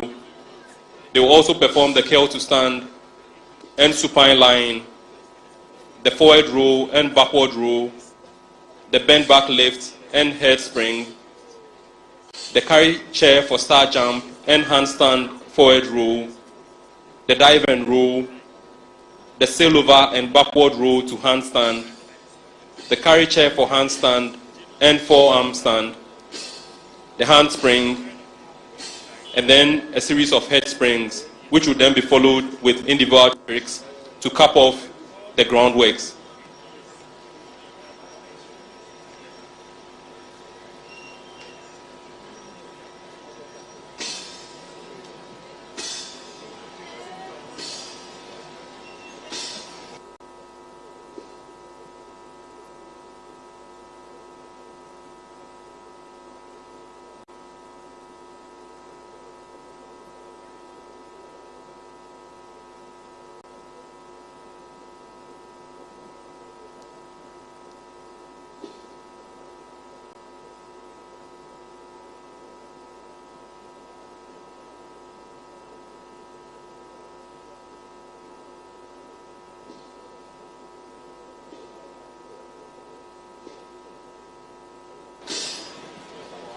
What they are currently performing is the sail over and backward row to handstand.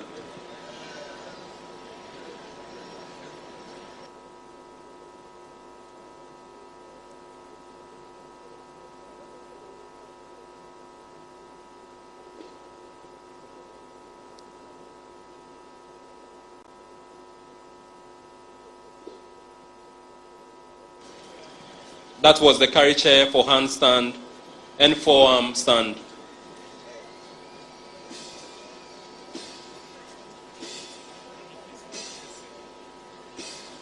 They are now performing the handspring.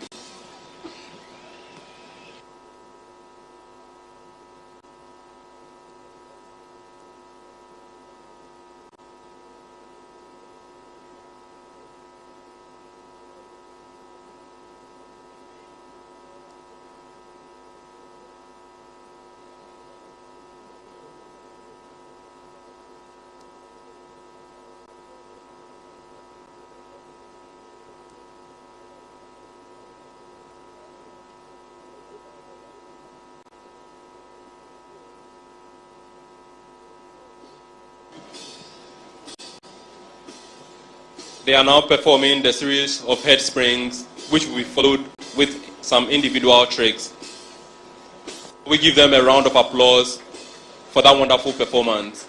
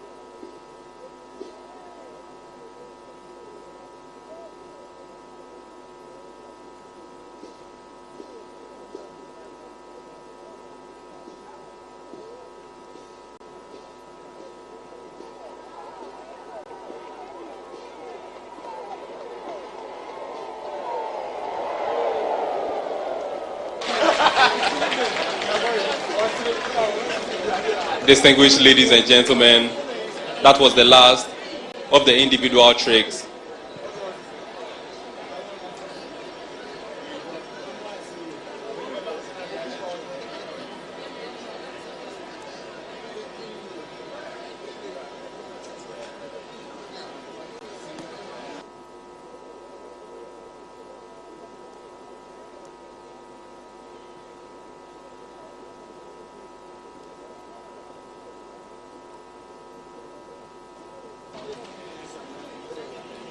With the groundworks over, it is now time for the horse and vault works.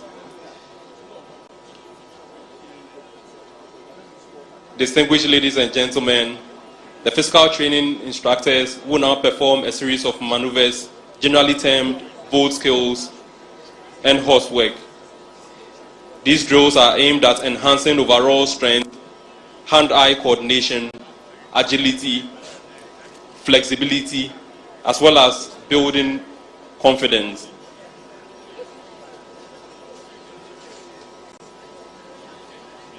Among the stunts that the physical training instructors will be performing are the dive and roll, true vault, astride vault, bent back lift, and long arm drop. They will also perform the front somersault, hollow back lift, and then the most daring of all, the dive and roll through the loop.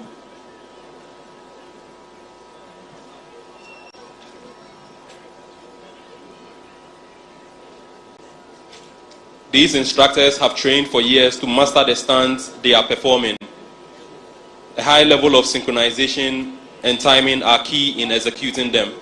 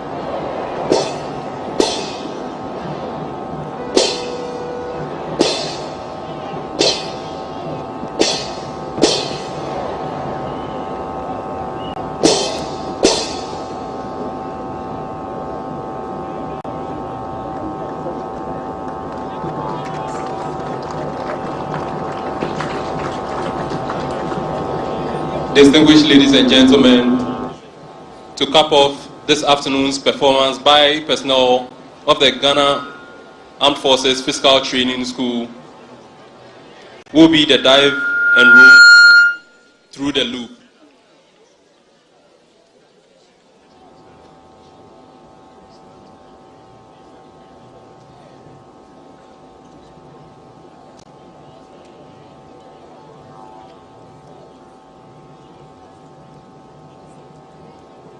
We are once again cautioning our young ones in attendance to refrain from attempting any of these stunts themselves.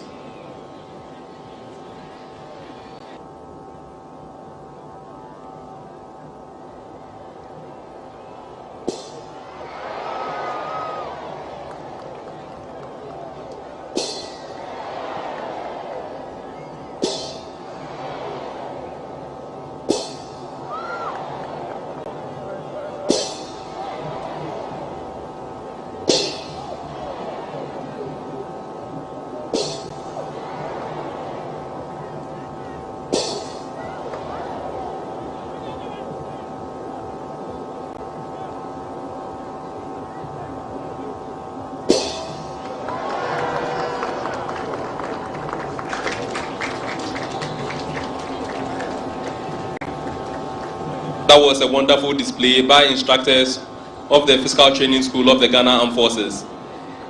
Shall we give them another round of applause?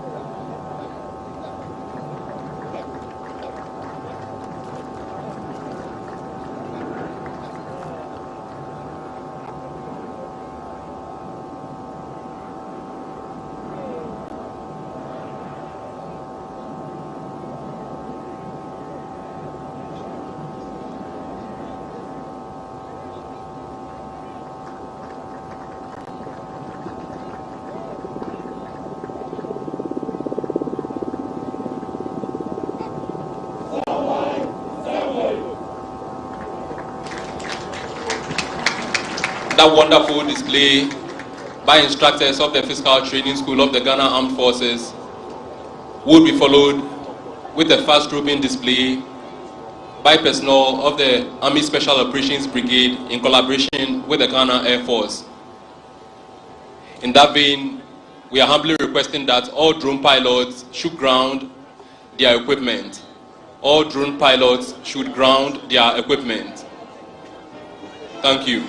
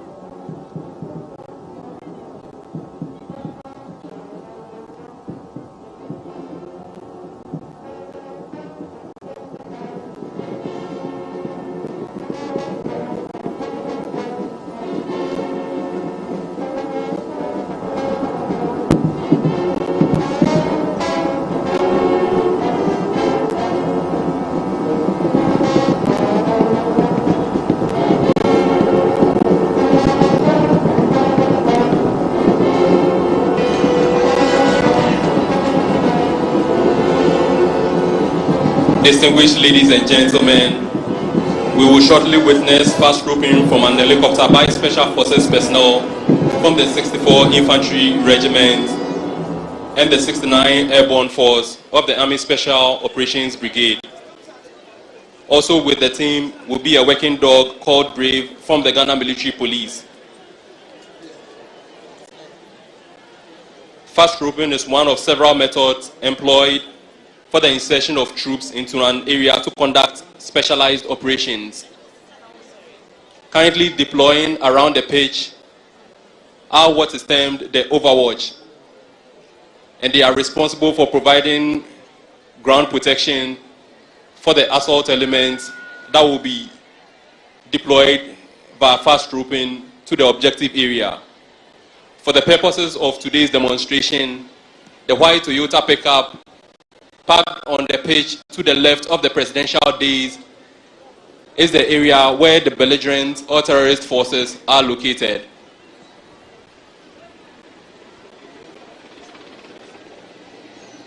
Today's demonstration will be conducted in several phases.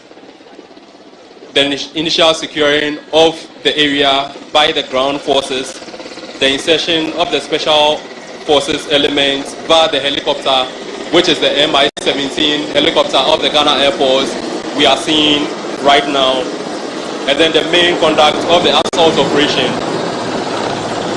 The final phase will be the extraction of the team and the withdrawal of the ground troops.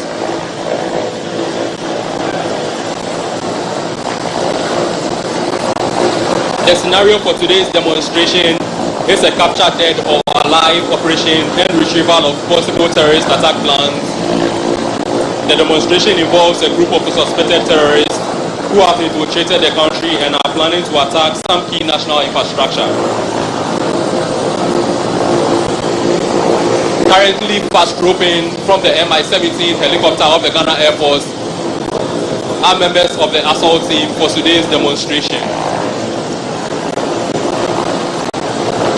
Fast roping is a technique used by military forces for quick insertion of troops from helicopters into areas where landing is impractical or too risky. In fast roping, soldiers descend rapidly from a hovering helicopter, as we just witnessed, using specialized rope systems which are typically made of nylon or similar material.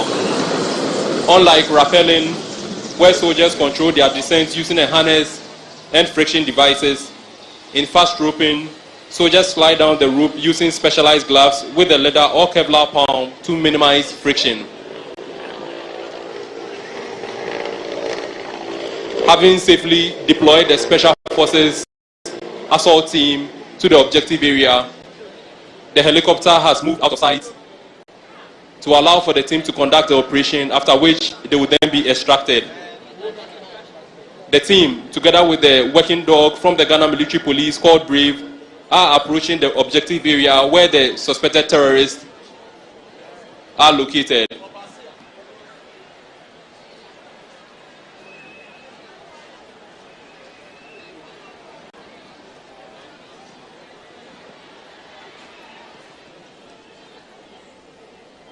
All drone operators are once again being cautioned to ground their drones. Drone operators, you are being cautioned to ground your drones. With the assault forces having successfully neutralized the suspected terrorists, the military working dog Brave is now going around to make sure that they do not have any improvised explosive devices on them. Amongst the many responsibilities of working dogs in the military and other security forces services, they are used for the identification of possible improvised explosive devices and other tasks.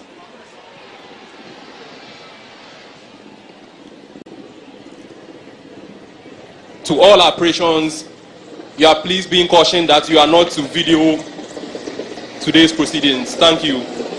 Only authorized media personnel are allowed to video.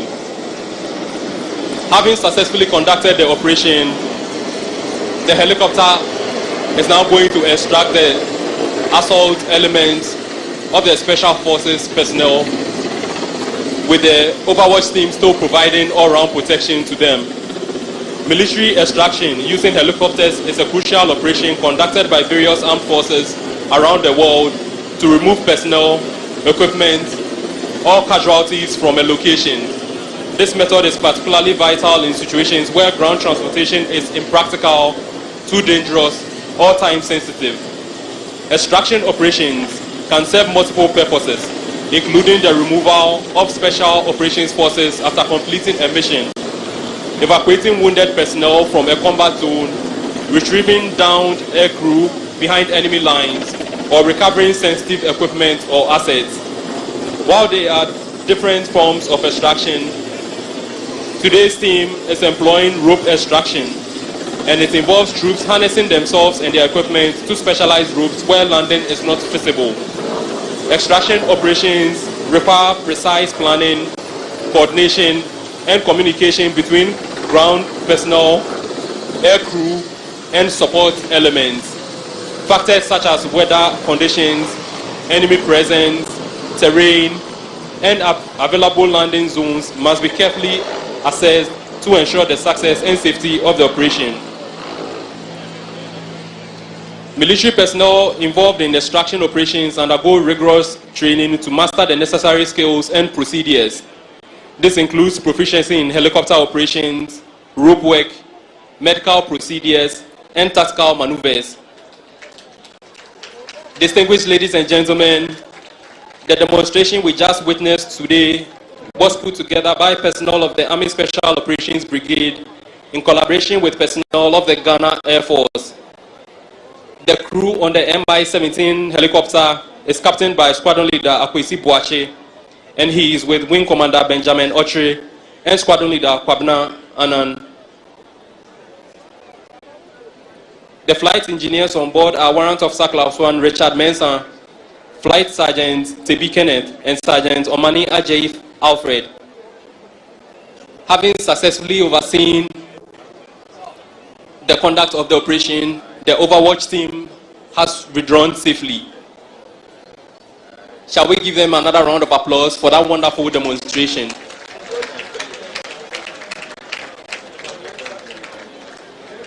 Mr. President, distinguished invited guests, ladies and gentlemen, with the demonstration and other performances over, the contingent will shortly march on parade for the march past and the equipment display by the various security services.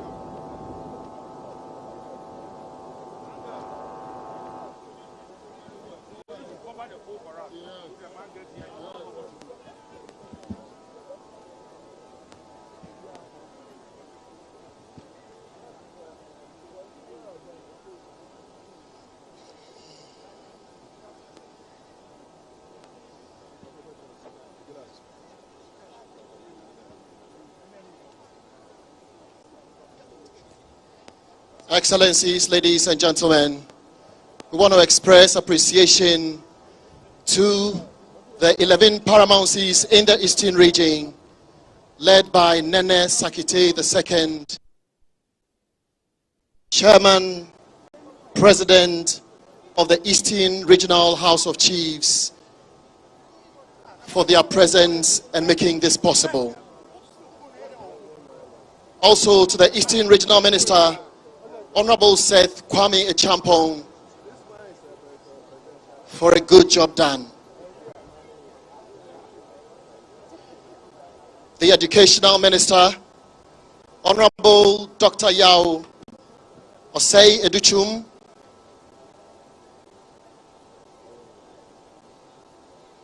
as well as all our service commanders, our teachers who were with us throughout the rehearsal periods. We say thank you to all of you.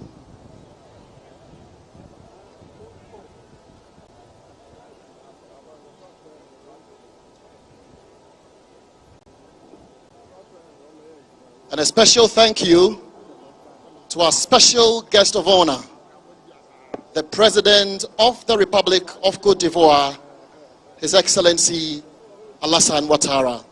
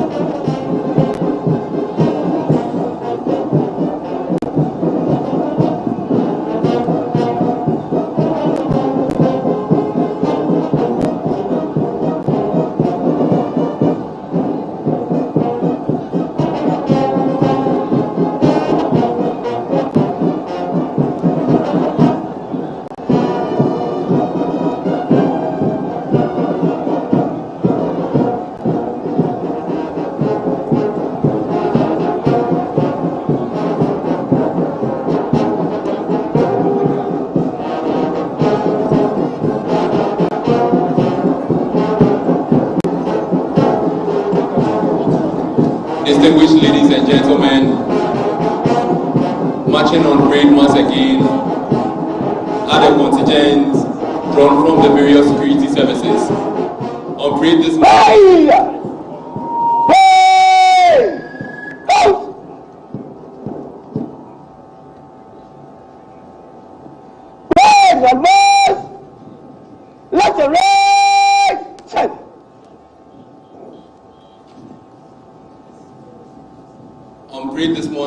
are a total of 20 contingents, with 10 male contingents and 10 female contingents from the various security services.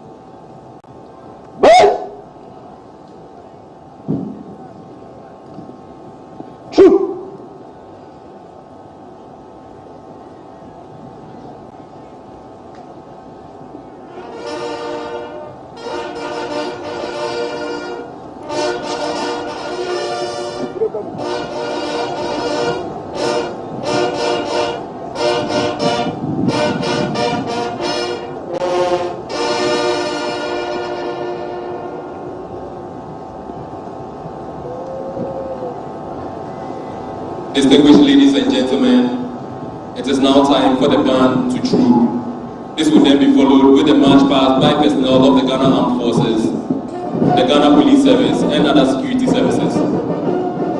The history of military band trooping dates back centuries and is deeply intertwined with military tradition, ceremony, and pageantry. Bands have long played a crucial role in military operations, serving not only as musical ensembles, but also as symbols of discipline, morale, and unity among troops. The tradition of trooping the colors, which involves the ceremonial marching of troops in formation, accompanied by a military band, has its roots in the 17th century. In the 18th and 19th centuries, military bands became more standardized and professionalized, with specialized musicians training to perform intricate musical arrangements. These bands played a crucial role in boosting morale, entertaining troops, and maintaining discipline during long marches and campaigns. The band operates today through by adopting several formations. They will transition from slow march to a static position in the shape of a arc and reform in quick time into the Idikra symbol called Insa. Insa is a type of moving board renowned for its quality. It is a symbol of excellence, genuineness, and authenticity. After forming the Insa symbol, the band would change from quick to slow time, maintain the same formation, and pay appropriate compliments upon reaching the presidential days. The band would then transition from slow to quick time after playing the appropriate compliments and then counter-march. The band Prosperity played a rendition of the popular TV show, theme music, Game of Thrones.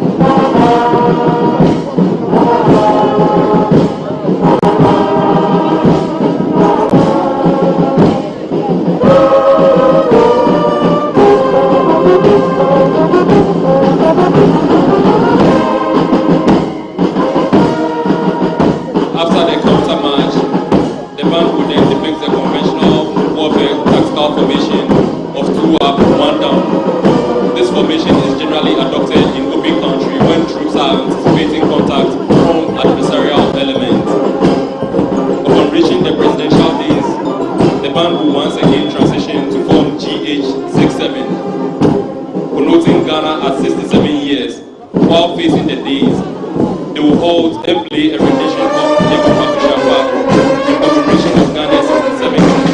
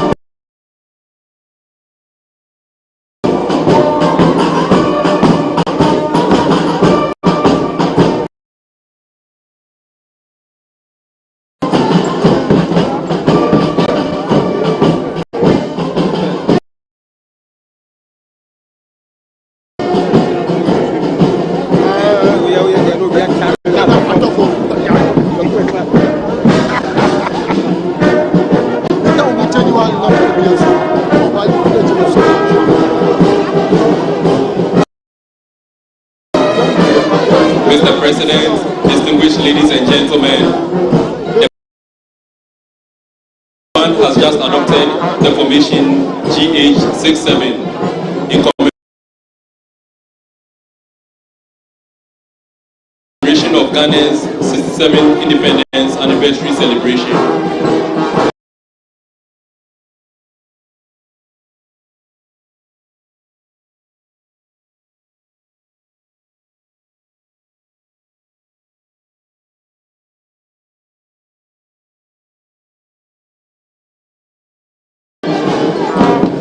Shortly,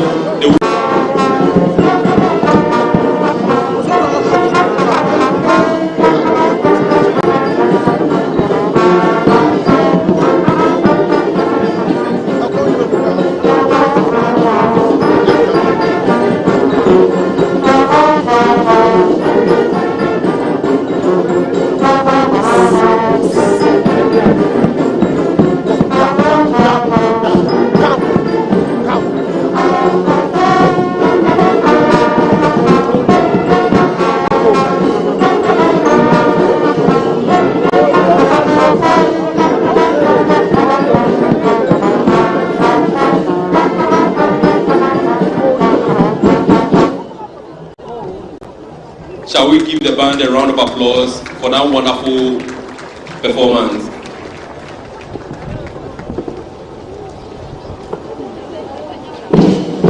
The band officers on parade are Flight Lieutenant Nelson Buku, who is assisted by Assistant Superintendent of Police Francis Nana Kwabi Ofusu.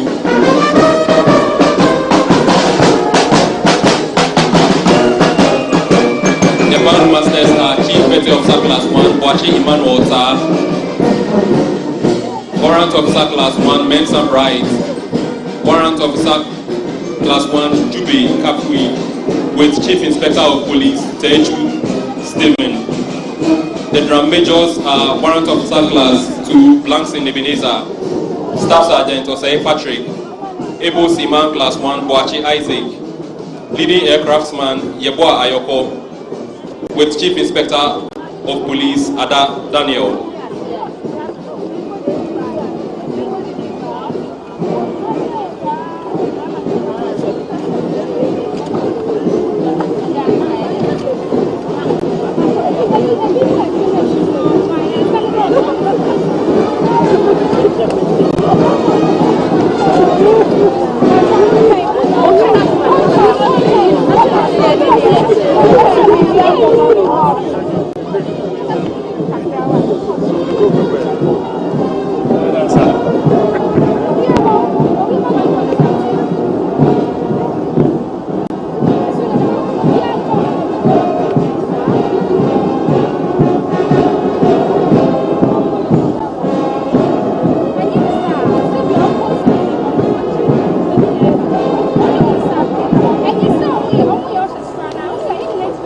With the trooping of the band over, the parade commander will shortly invite personnel of the Ghana Armed Forces and other security services on parade to march past in slow and quick time.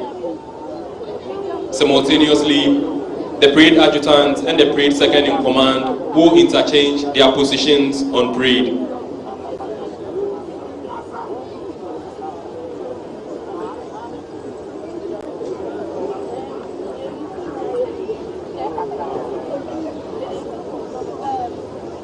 The essence of this interchanging positions on parade is that in the military, the parade adjutant acts as the personal assistant to the commander, while the second in command remains at the rear to administer the rest of the troops.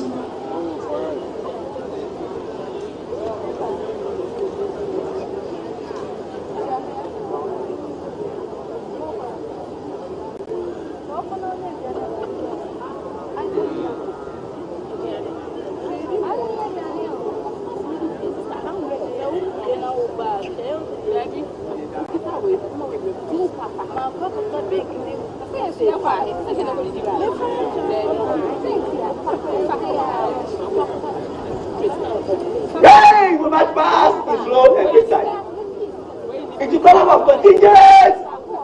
Hey, the right. Slow. March.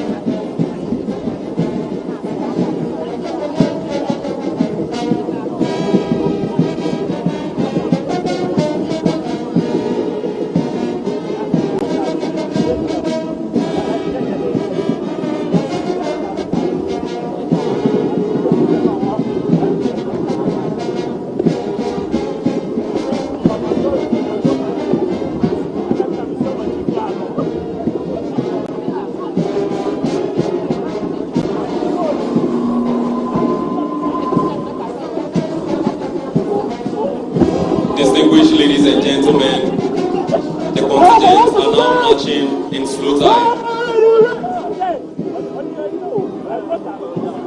As we can observe, only the contingents located at the front of the parade are marching in slow time.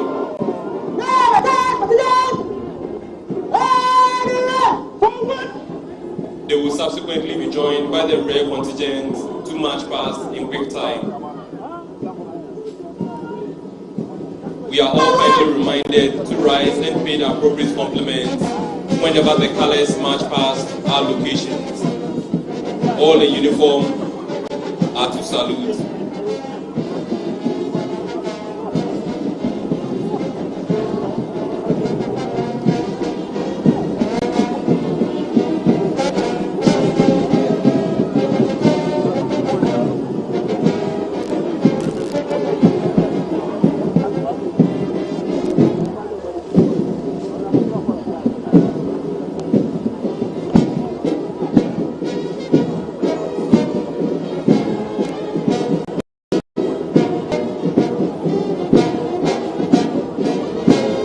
Democracy, our pride.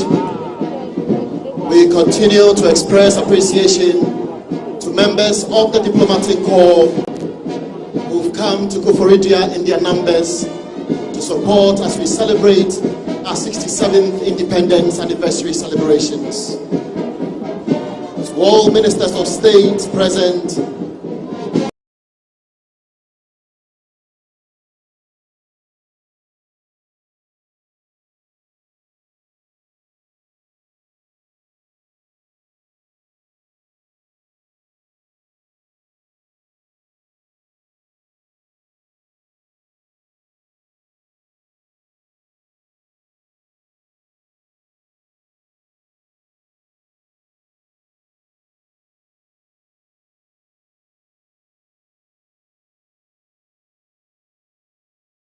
the command of Captain Jeffrey Osei-Kukufu.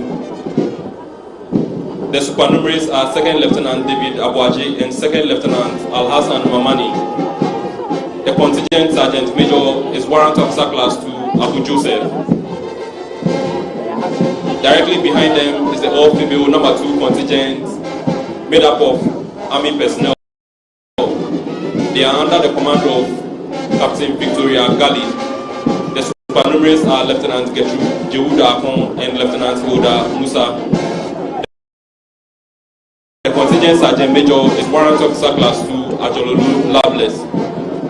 Sergeant Major is Warrant Officer Class 2 Ajololu Loveless. Behind them is the number 3 contingent, the all-male Ghana Navy contingent under the command of Naval Lieutenant Emmanuel Atta. The supernumeraries are Acting Sub-Lieutenant Joseph Malededon and Acting Sub-Lieutenant Albert Asani. The contingent Sergeant Major is Petty Officer Class 2 Mensa New Lab. Your Excellencies, distinguished invited guests, ladies and gentlemen, May I request all to rise and pay the appropriate compliment as the colors march past our locations. The national color is carried by Flight Lieutenant Randy Seshi Deku. The escort is Flight Sergeant Soa Benjamin. The Ghana Army color is carried by Captain Ebenezer Dampare. And the Navy ensign is Naval Lieutenant John Selom Kwiti. For the Ghana Air Force, we have Flight Lieutenant Meniam Chum Ampedu. The color escorts are Warrant Officer Class 2 Kwoti Benjamin, Staff Sergeant Akanlo Cyprian, Chief Petty Officer Class 2 Hagan Marshall, Petty Officer Class 1 Amu Vincent, Warrant Officer Class 1 Bio Eric, and Sergeant Okanse Julius. Directly behind the color party is the Parade Sergeant Major Senior Warrant Officer Class 2 Kwafo Asari Ajiman. The number 4 all-female Navy contingent is under the command of Naval Lieutenant Faustina Ayona. The supernumeraries are Acting Sub-Lieutenants Patience Owusu Ansan and Elsie Atta. The contingent Sergeant Major is Petty Officer Class 1 Dunu Grace. The number 5 all-male contingent is drawn from the Ghana Air Force, and they are under the command of Flight Lieutenant Bernard Kabuti, with Flying Officer Richard Obinsefa and Flying Officer Michael Boateng as the supernumeraries. The contingent Sergeant Major is Warrant Officer Class 2 Ama Alfred. The number 6 contingent, the all-female Ghana Air Force contingent, is commanded by Flight Lieutenant Felicia Owusu. The supernumeraries are Flying Officer Esther Frimpong and Flying Officer Ivakwe. The contingent Sergeant Major is Warrant Officer Class 2 Kodo Abigail. Behind the contingent is the Parade Second in Command, Lieutenant Colonel Ampedu Banasco.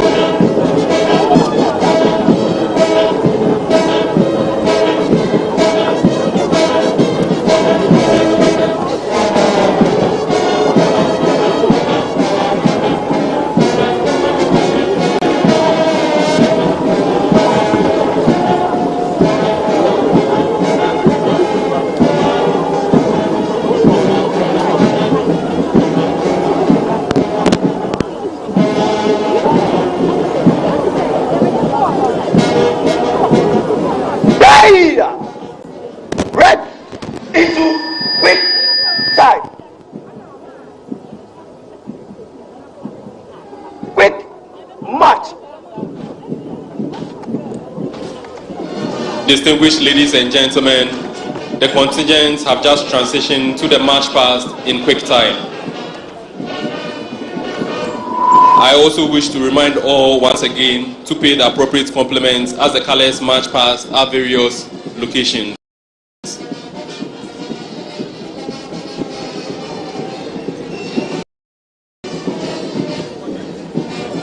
Marching past shortly will once again be the number 1 and number 2 contingents from the Ghana Army, the number 3 contingent from the Ghana Navy, the Color Party, the number 4 contingent also from the Ghana Navy, and the number 5 and number 6 contingents from the Ghana Air Force.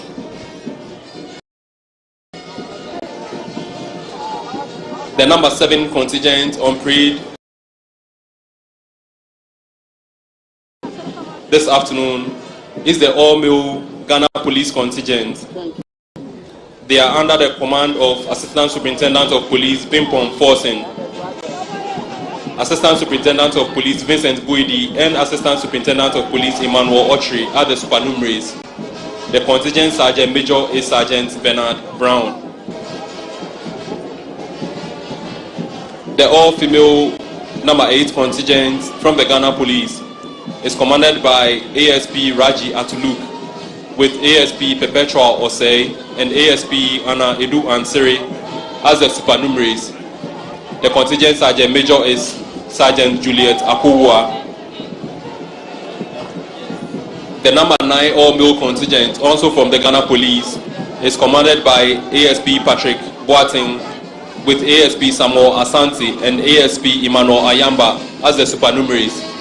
The contingent Sergeant Major is Sergeant Francis Wopo. The number 10 all-female contingent, the last of the police contingent, is commanded by ASP Amada Akon, with ASP Teresa Menu and ASP Benis Yohunu as the supernumeraries. The contingent Sergeant Major is Sergeant Kukubo Bridget. The 2 contingents after the number 10 contingent from the Ghana Police Service are the Ghana Prison Service contingent. The all-male contingent is commanded by DSP Justice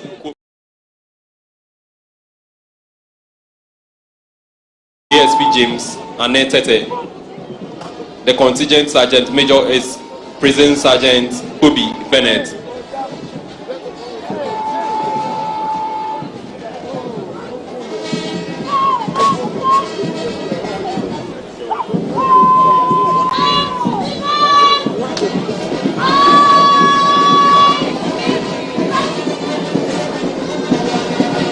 The number 12 all-female contingent from the Ghana Prison Service is commanded by Deputy Superintendent of Prisons Angela Mensah, with Assistant Superintendent of Prisons Grace Adai and Assistant Superintendent of Prisons Eugenia Dawohoso as the supernumeraries. The contingent Sergeant Major is Sergeant Atobra Harriet.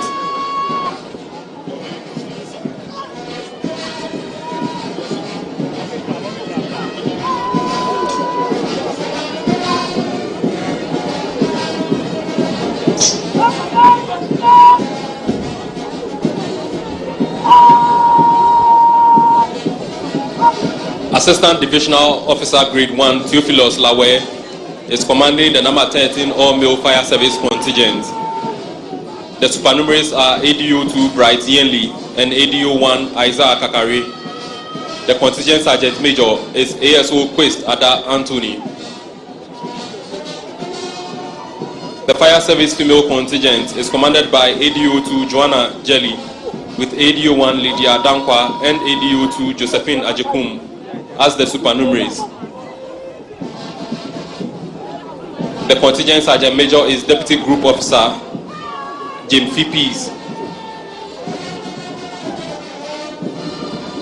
The all-male Customs Division contingent is under the command of Revenue Officer Richard Akogo, and the supernumeraries are ARO Timothy Soka and ARO Michael Inkansa. The contingent Sergeant Major is Junior Revenue Officer Class 2 Bennett Emmanuel. The female contingent, the number 16 contingent, is commanded by ARO Nora Konedu Sapong, with ARO Patricia Moki and ARO Sandra Asabia Nyapon as the supernumeraries. The contingent sergeant major is Revenue Assistant Grade 1 Cindy Enema.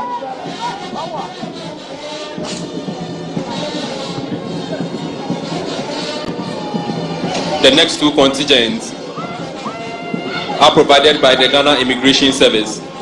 The male contingent is commanded by Deputy Superintendent of Immigration Mustafa Yahya. The supernumeraries are ASI Emmanuel Ohini Eje Jechi and ASI Asamoah Opuku Menta. The contingent sergeant major is Inspector Samuel Obing Ofe. The female contingent is commanded by DSI Comfort Kofi, and the supernumeraries are DSI Matilda Eureka Kang and ASI Doreen Jechi. The contingent sergeant major is Inspector Benibe Afenyo Deborah. The number 19 and number 20 contingents are from the National Ambulance Service. The male contingent is commanded by Advanced EMT Reginald Frimpong with Advanced EMT Ejiri Felix as the supernumerary. The contingent sergeant major is Advanced EMT Bani David Selassie.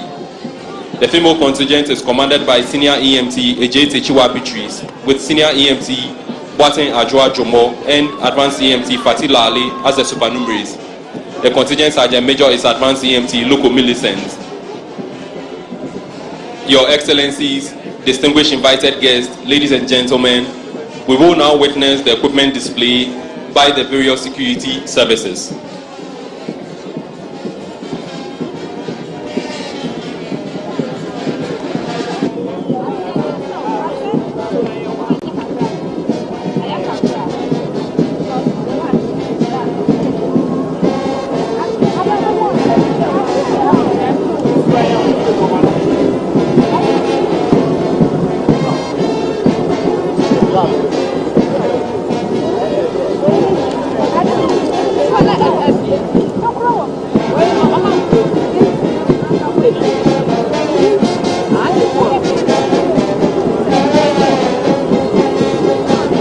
Leading the equipment display are the quad bikes from the 64 Infantry Regiment of the Army Special Operations Brigade.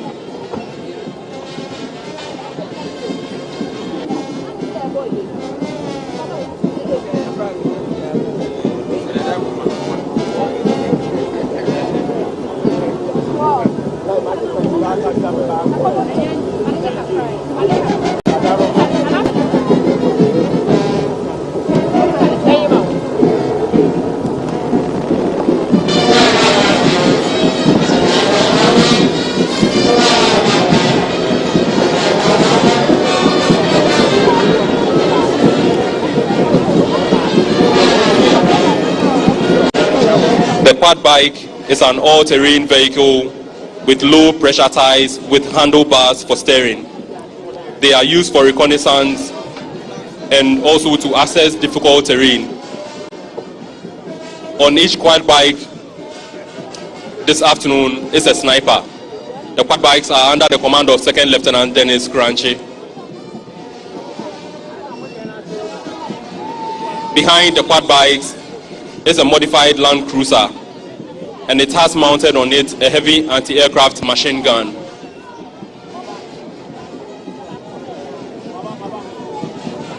Behind the modified Land Cruiser are modified GMC trucks with Browning heavy machine guns mounted on them.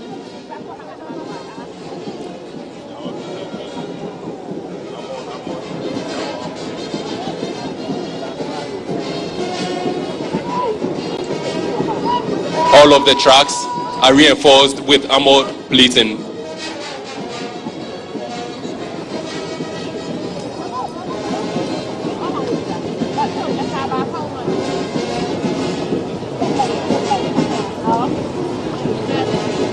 Behind the modified GMC trucks are modified Land Cruiser trucks with PKMS heavy machine guns in tow.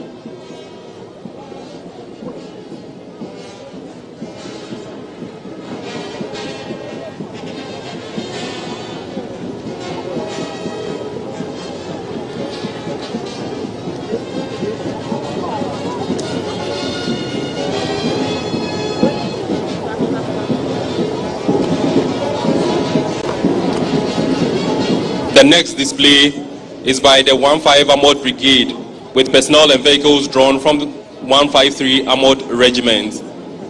The first troop is made up of the Cobra Electro-Optic Surveillance Systems Armored Personnel Carriers. They are equipped with gunshot detection systems designed to detect, locate, and provide feedback on hostile fire. They are also used to conduct monitoring and surveillance in order to gather accurate and timely information. They are under the command of Captain Atu Kwamina Emisa. The vehicles have adopted the diamond formation.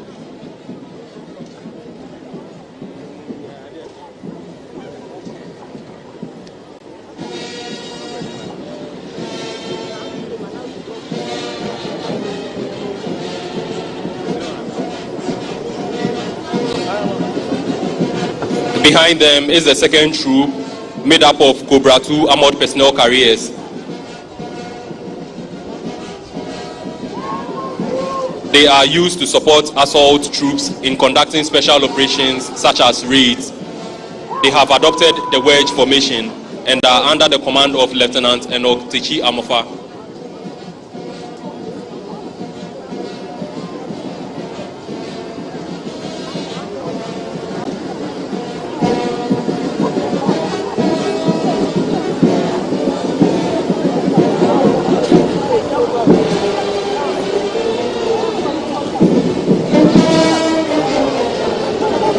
Following the troop closely are the Husky Armored Personnel Carriers.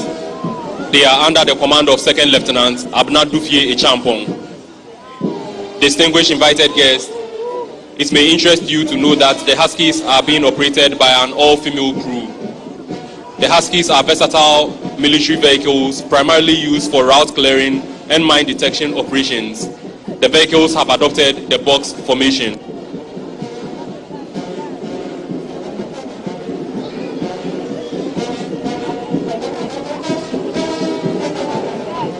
The next troop is made up of BR6 Armored Personnel Carriers.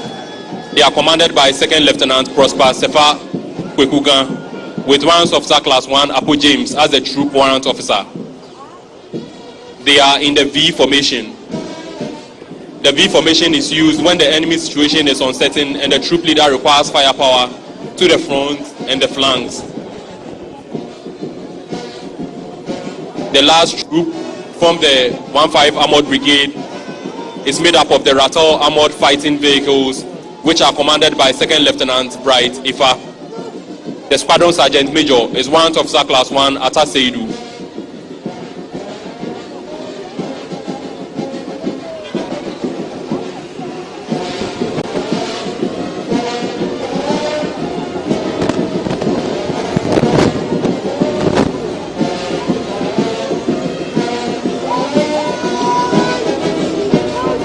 Following the personnel and equipment from 15 Armored Brigade are the personnel and equipment from the 66th Artillery Regiment, which is located at the Volta Barracks in Ho in the Volta region. The first to march past are the Yanan 122mm multiple rocket launcher systems, which have adopted the single file formation. They are under the command of the Battery Commander, Captain Jones Samwakun.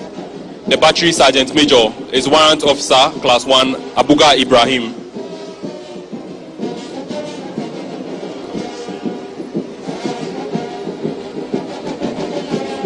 The next is the 122mm multiple rocket launcher systems, which have adopted the diamond formation.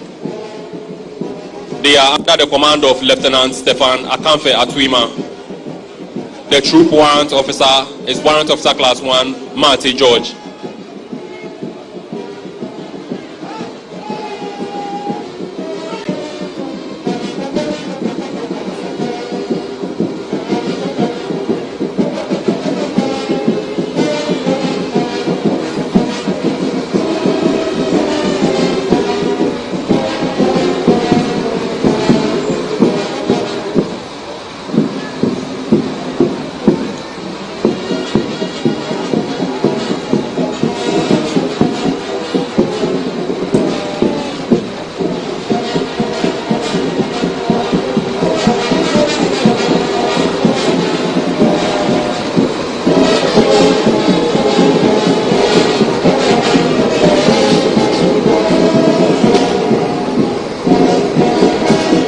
Following them are the 122mm howitzers, which have also adopted the arrowhead formation.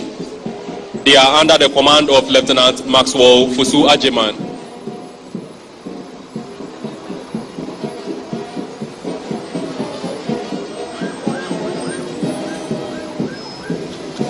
The troop warrant officer is Warrant Officer Class 1 Saki Ebenezer.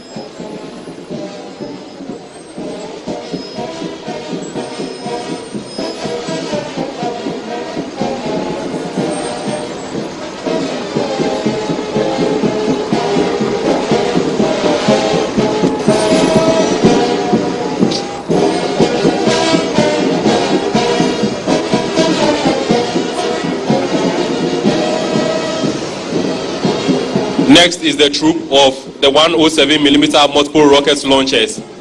The troop have adopted the arrowhead formation and are under the command of 2nd Lieutenant Augustus Afari. The troop warrant officer is Warrant Officer Class 2 Appellation Frank.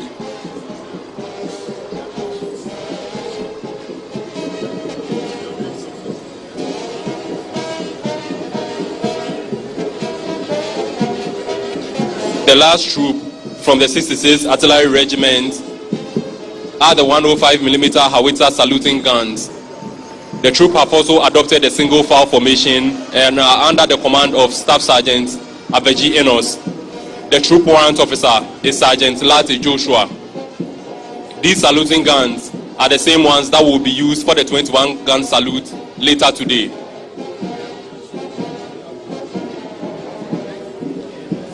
On display from the Ghana Navy are 2 of the 4 Ghana Navy fast patrol, interceptor and rescue boats. Ghana Navy boats Yogaga, Ba and Jataba, which are used for anti-piracy, anti-smuggling, diving operations, offshore platform protection, and security and anchorage patrols. They have on board 3 Navy divers each who specialize in assault combat diving, explosive ordnance disposal diving, amongst others. They are commanded by Chief Petty Officer Class 2 Ahoma Okanse Ruben, and his second in command is Petty Officer Class 1 Abdullahi Michel. I will now hand over to Assistant Superintendent of Police Richmond Mensah to continue with the commentary. Thank you very much, Major Andy Sowate. On the part of the Ghana Police Service, through the instrumentality and the initiative of the Inspector General of Police, Dr. George Akufu-Dampare, the 67th Independence Day celebration today is live on Ghana Police TV. We are also live on DSTV channel 362, and we are also live on Ghana Police Service Facebook and YouTube as well. This is the motorbike patrol unit of the Ghana Police Service under the command of Deputy Superintendent of Police Alex Asamoah, and he is supported by Assistant Superintendent of Police Anson Ayirakwa. This unit, through the initiative of the Inspector General of Police, was established under the National Patrol Department. This was formed to deal with the new trend of crime where criminals use motorbikes to commit all sorts of violent crimes such as armed robbery, bag snatching, and assault in our communities. Personnel of this unit have undergone series of training, including the use of sidearms to deal with violent crimes within our community. What we are witnessing this afternoon is for formation by the motorbike patrol unit. The first formation is what we call the wedge formation. It is a tactical crowd control formation used to disperse riotous mob who are about to cause damage to properties. The second group formed what we call the box formation. Is also one of the crowd control tactics used to escort hostile suspects. We have the pyramid formation, which signifies the strength of the police service and the nation at large. And what the motorbike patrol unit are telling us this afternoon is that the police service is well prepared for the upcoming general election. And the last group that we are witnessing has formed what we call the patrol formation. It signifies how the police patrol our streets and also within our communities to deal with criminal activities. That is the motorbike unit of the Ghana Police Service. Following closely after the motorbike is what we call the K9 unit of the Ghana Police Service. The K9 unit of the Ghana Police Service is under the command of Deputy Superintendent of Police Awuni Joseph Nyaba.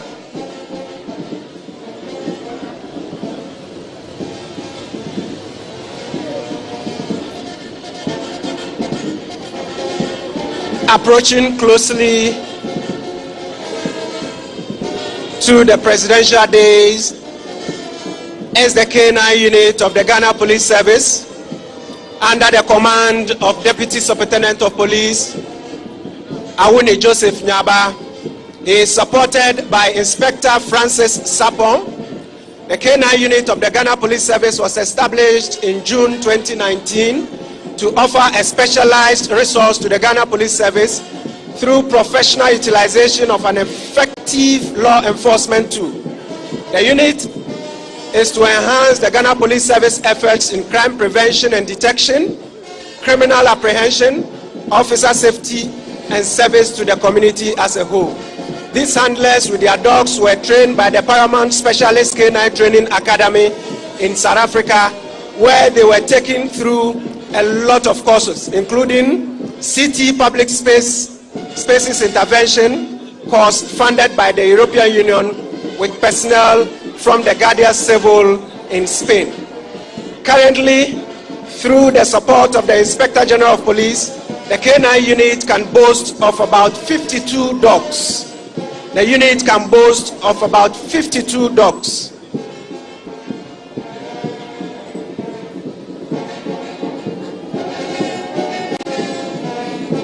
Followed closely after the K9 unit is the formed police unit.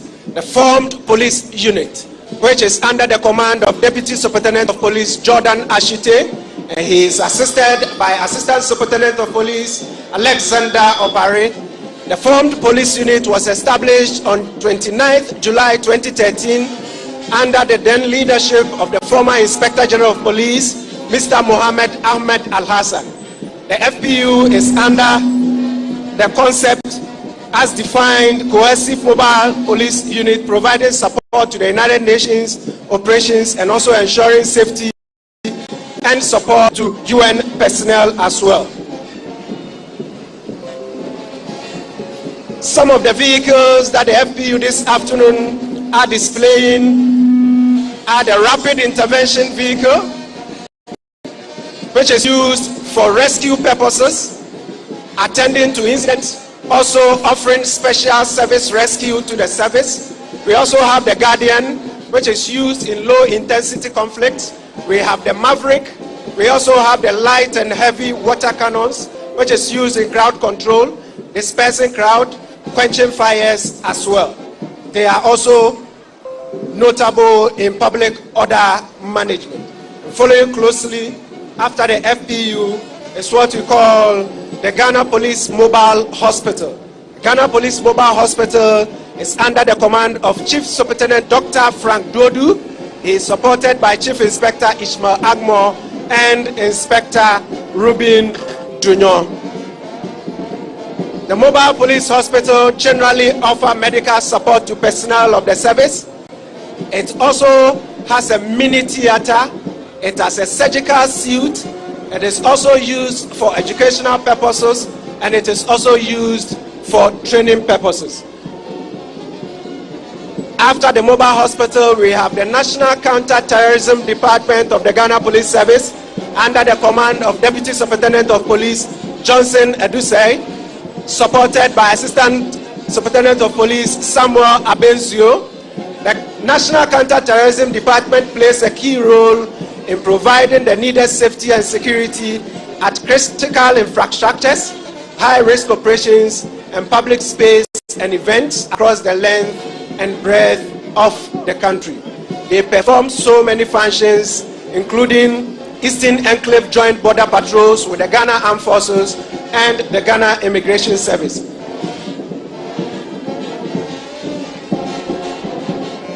They also offer public space protection duties to ensure peace, safety, and security.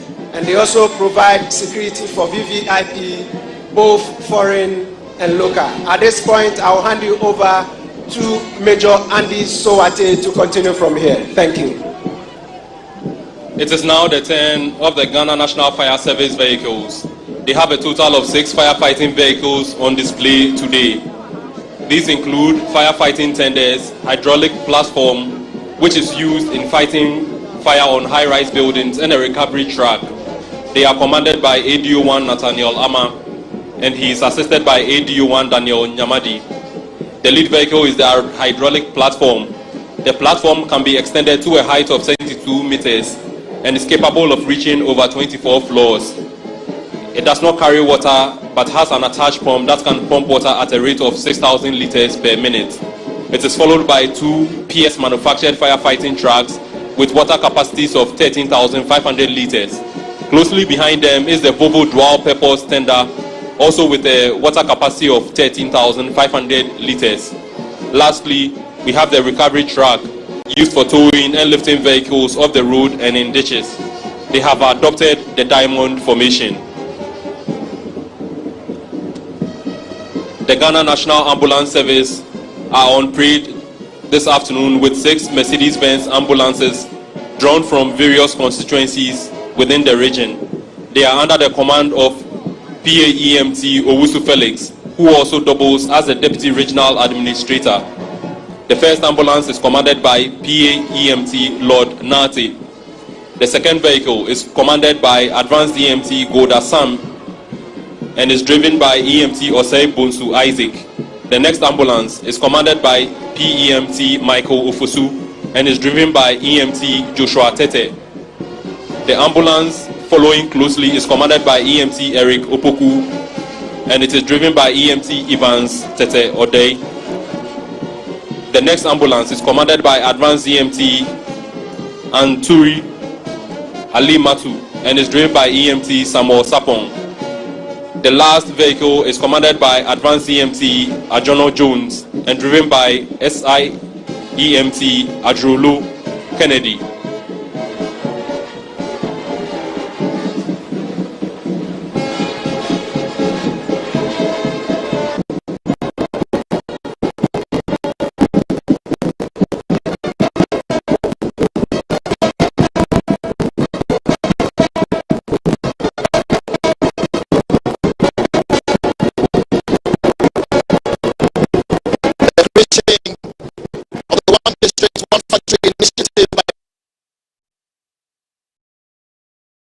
To grow in the automobile industry.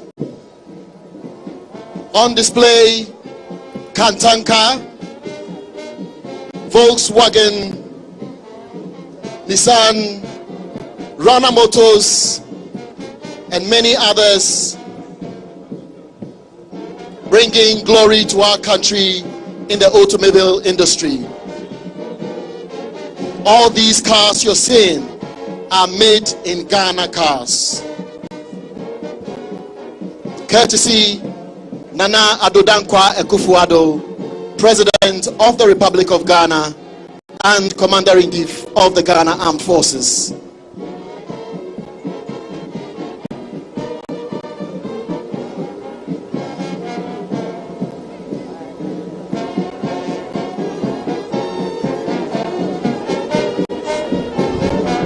These are Kia Saloon vehicles as well as SUVs by Rana Motors,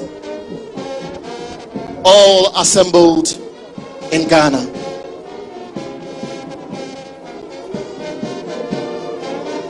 These are all initiatives under the One District, One Factory initiative.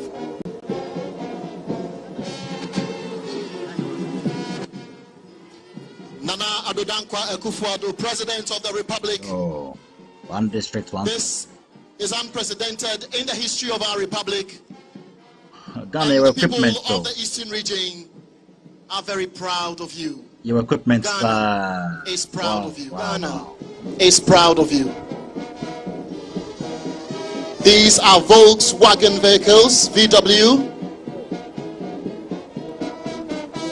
Nissan SUVs, Nissan Patrols, Hyundai trucks, Nissan Toyota pickups, Zonda trucks, all assembled in the Republic of Ghana. All in the name of this great initiative of one district, one factory. This is Akufo-Addo's creation.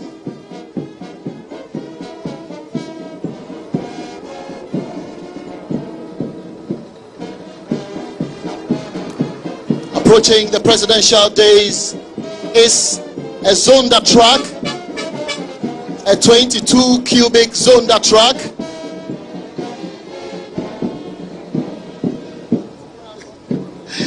all made in Ghana.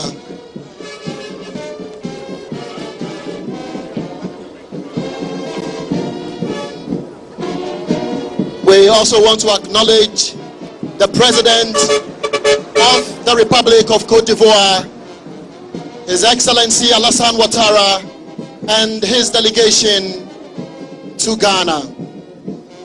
The Vice President of the Republic of Ghana and the presidential candidate of the New Patriotic Party, His Excellency Alhaji Mahmoud Bawumia. Also to our proud mothers in the house, the First Lady of the Republic of Ghana, Her Excellency Rebecca Akufo-Addo, and the Second Lady, Hajia Samira Bawumia. The Chief of Staff at the Office of the President, Honorable Akosua Frema Osei Opare, Her Ladyship, the Chief Justice, and her spouse, thank you all for coming. Distinguished guests, ladies and gentlemen, shortly we shall see the various contingents forming the message for this year's Independence Anniversary celebration, which is GH, Peaceful Elections, meaning Ghana, Peaceful Elections. This message is from the security services to all Ghanaians. Ray! Ray! Shout! Hey! Arms!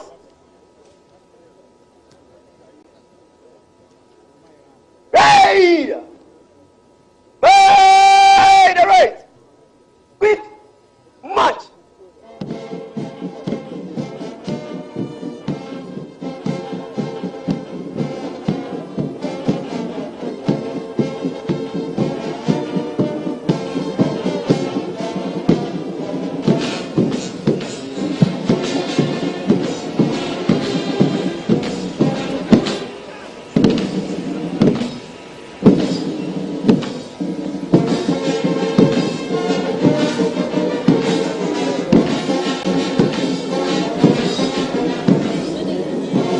Distinguished ladies and gentlemen, what we are seeing now is the contingent on parade forming the message, Ghana, Peaceful Elections.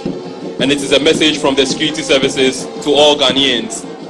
If you are fortunate enough to find yourself at an elevated location, you better appreciate the message currently on display.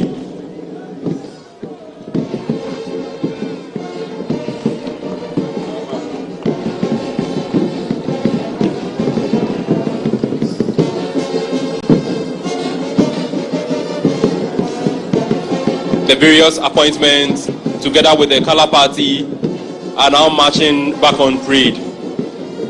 Once they take up their positions, The parade commander will reform the parade and then they will advance in review order.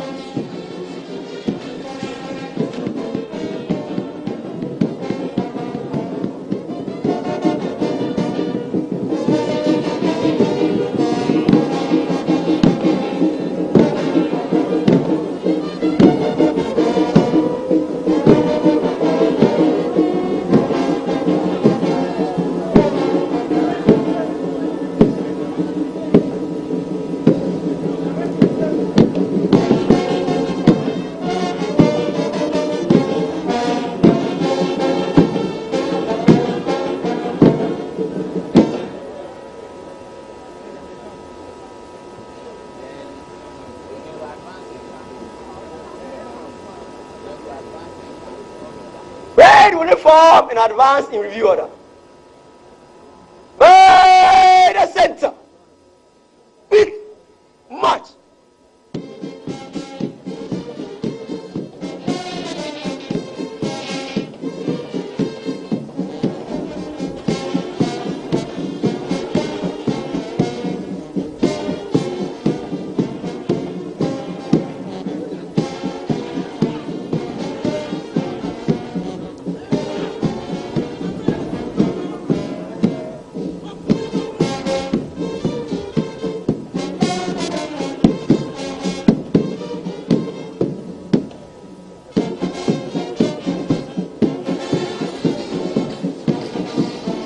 Shall we please rise for the national salute?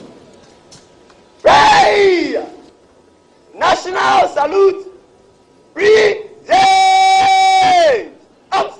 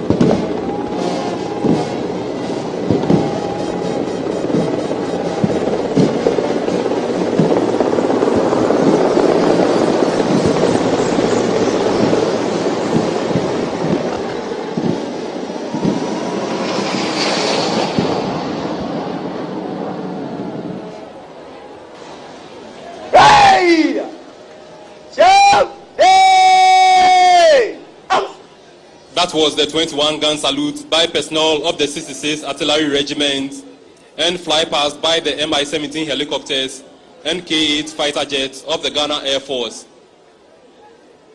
The pilots on board the K-8 fighter jets are Wing Commander Atu Mills and squadron leaders Benjamin Apau, Reginald Kenny, Ebenezer Frimpong, George Foley, and Prince Chebafo. We may please be seated. They are supported by squadron leaders Rose Amenyoha, Amina Tahiru, Ayeboafo Brefo, and Flight Lieutenant Holali Le and Isaac Antiame, and leading aircraftmen Opari Kingsley and Asamoah Priscilla, the forward air control team.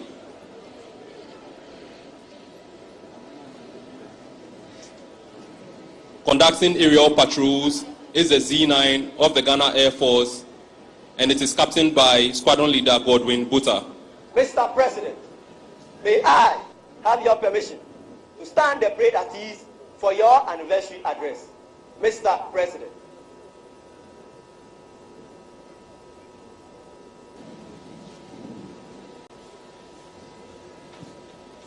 The parade commander has just asked for permission to stand the parade at ease for the special guest remarks and the anniversary speech by the President of the Republic and the Commander-in-Chief of the Ghana Armed Forces. The members of the helicopter crews are Wing Commander Charles Dao and Wing Commander Benjamin Ochre, with squadron leaders Emmanuel Abuaje Menye, Akwesi Boache, Kwabna Anan, Courage Fianco, Ifia Amponsan and Saborida Abdul Nasser Salia.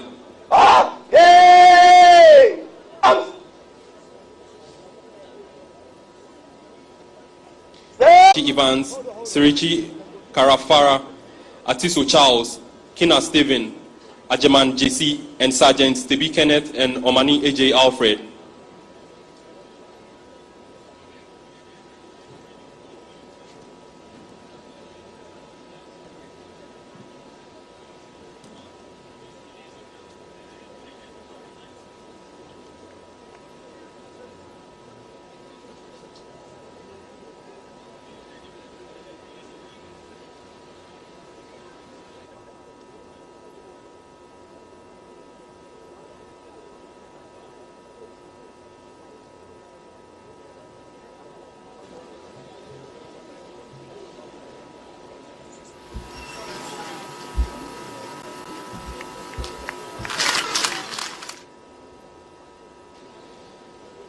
Distinguished ladies and gentlemen, may I respectfully invite the special guest of honor, the President of La Côte d'Ivoire, His Excellency Alassane Ouattara, to deliver his remarks.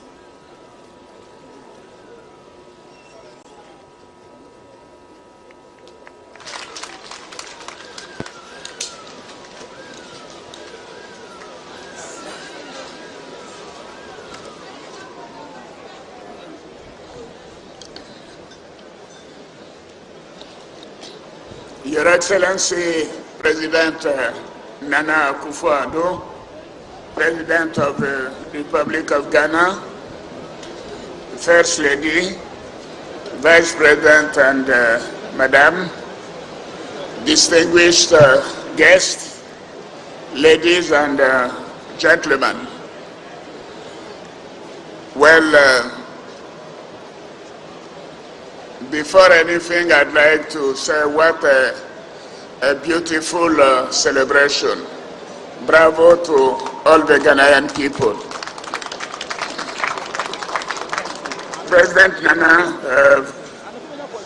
thank you for inviting me as a guest of honor to celebrate the 67th anniversary of independence of your great and beautiful country. On this special occasion, very solemn occasion, I bring greetings and congratulations from the people of Côte d'Ivoire, who are your brothers and sisters. I must say that it's a great pleasure for me to be here today with you and the great people of Ghana to experience once more the legendary hospitality of Ghana.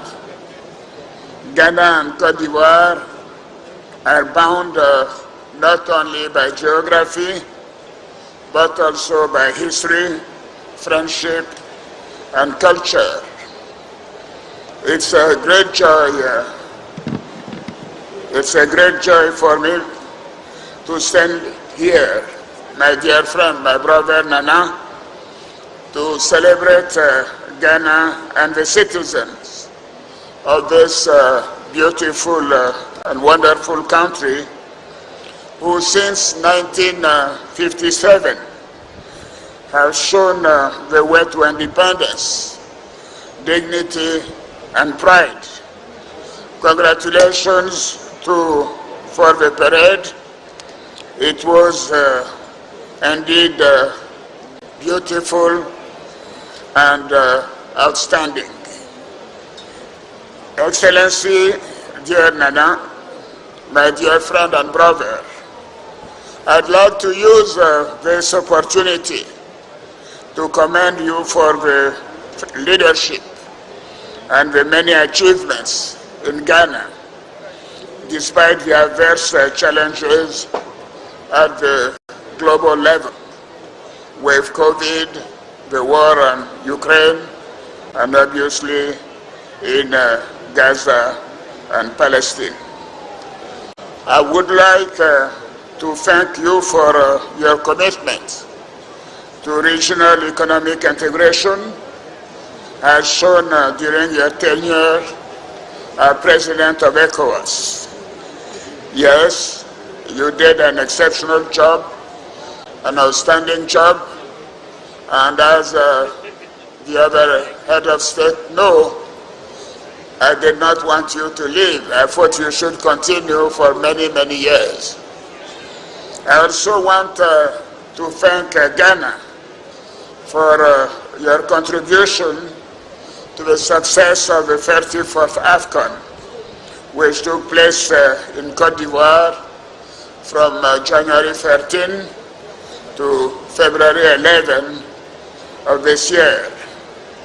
Yesterday, the match between ASEC Mimosa and Asante Kotoko was another celebration of the friendship and solidarity between Côte d'Ivoire and Ghana.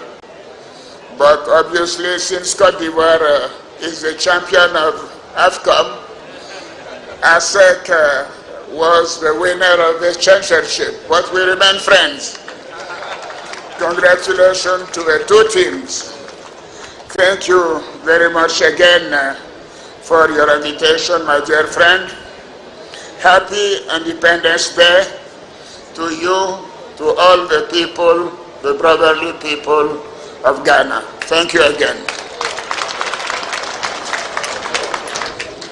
Thank you, Your Excellency.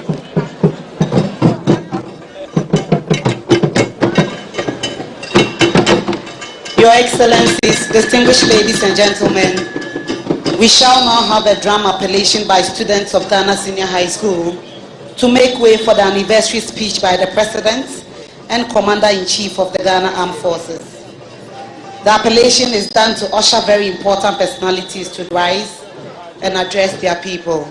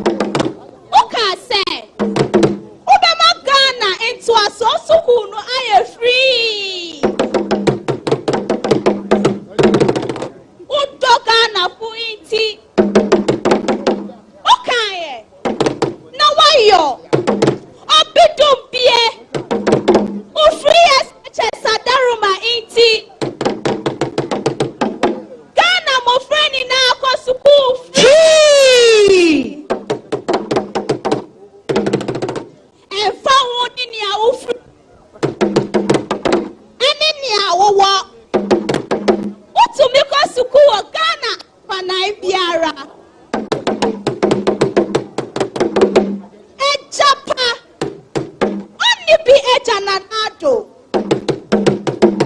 Wama suku kwa ayefo. Aya akono.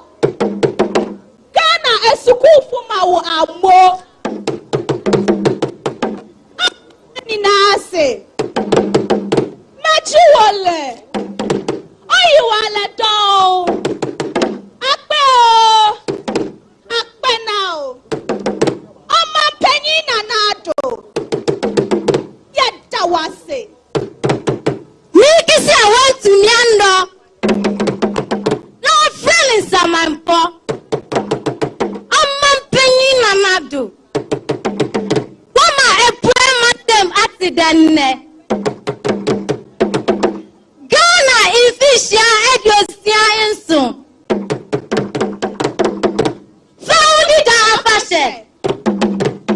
Odisheba. Epwe mantem nananom abrem pondu biako. Ne ahemfo ne ahema nyina se. Nyami shro. Wa enyonyam sheke sise. Akatachie. Aprempo.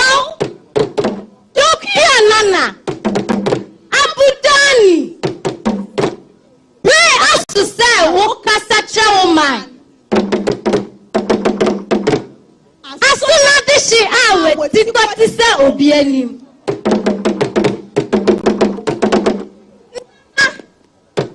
Wadama. Ahubrasiemu. Sorry. Nati tata. Tata. Adeleho. Kasa. Na umama aya suritio. Ugode. Nachumio. Yedamase. A round of applause for the students. And the drama was Emmanuel Pachi in Cancer. Narrators were Mary Nyadevo and Dorothy Ousua, all of Ghana Senior High School. Yes, he is the one. His Excellency Nana Addo Dankwa Akufo-Addo, the President of the Republic of Ghana, the royal son of the son of the Asona clan of Ghana, the grandson of Achim that drinks from River Birim, the royal son of an Achim man that creates a settlement and develops it from generation to generation, a great warrior that Ghana rests on your shoulders.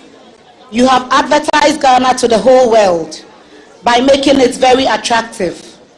Nana, you have come to your royal home Eastern region. You are mostly welcome. Yes, that is he. He is the one. Ghana's president, Nana Addo Dankwa Akufo-Addo, the man of wisdom. You promise and you deliver.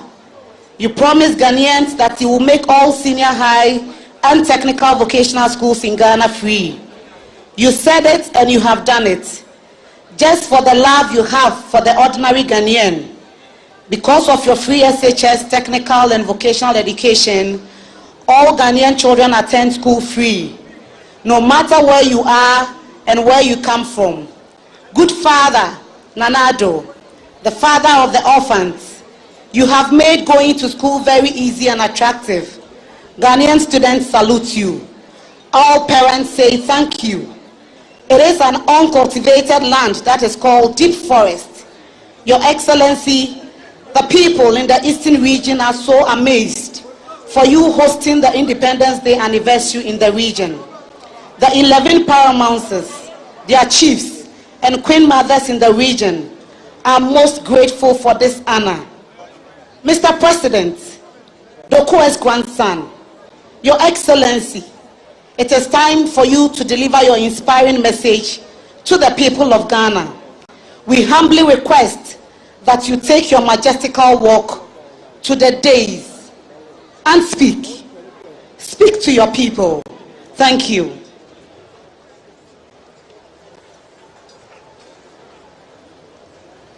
Eminent clergy, Christian and Muslim,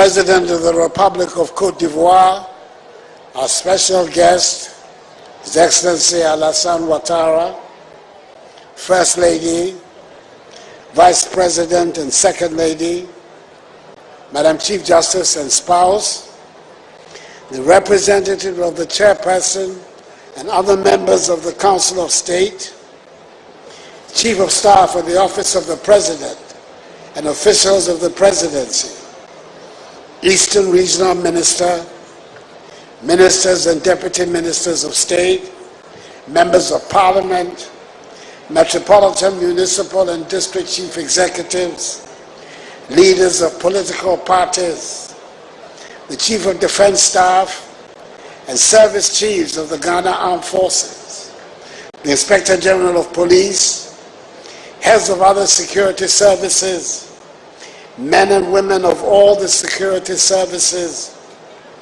President and members of the Eastern Regional House of Chiefs, Omahene of the New Drabin Traditional Area and other traditional rulers, the Dean and members of the Diplomatic Corps, students, residents of Kufuridua, fellow Ghanaians, ladies and gentlemen.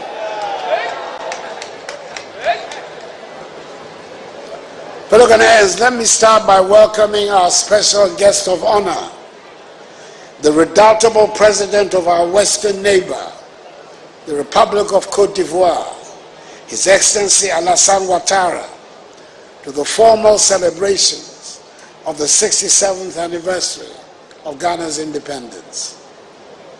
I thank the children from across the country for their excellent march. I thank the cultural troops from across the country on their magnificent display, which is showcasing some of the best of Ghanaian culture. I thank the officers, men and women of the Ghana Armed Forces, the police service, and the other security services for their display of honor, pomp, and ceremony. And I thank them all for their willingness to put their lives on the line to secure the safety of our nation, the peace of our society, and the sanctity of our property. I'm sure it is not too late to extend warm congratulations to you, Monsieur le Président, and your country on staging a most successful AFCON and the dramatic exploits of your national team that ended in your winning the continental competition and being crowned African football champions. As Sek's victory over Kotoko is in the same direction. Congratulations to you, to Cote d'Ivoire, and to the elephants. As we all can see, this year has begun with the victory of the elephants.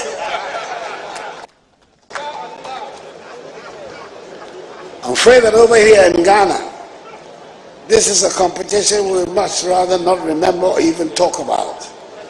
But Ghana and Cote d'Ivoire are good neighbors, and we cannot begrudge your excellent performance and learn from the many lessons that AFCON 2023 has to teach. Welcome to Ghana, Monsieur le Président, and thank you very much for honoring our invitation and joining us for our independence anniversary celebrations. Ghana is your home. The relationship between our countries is as it should be, for we share a common boundary, a common history, and a common culture, including common languages, and as we would both say, Akwaba. We're greatly honored by your presence, and we pay homage to your distinguished leadership, preeminent in the annals of contemporary Africa, which has brought your country back from the chaos of a painful civil war and its aftermath, back to the stability and prosperity that have been traditionally associated with Cote d'Ivoire.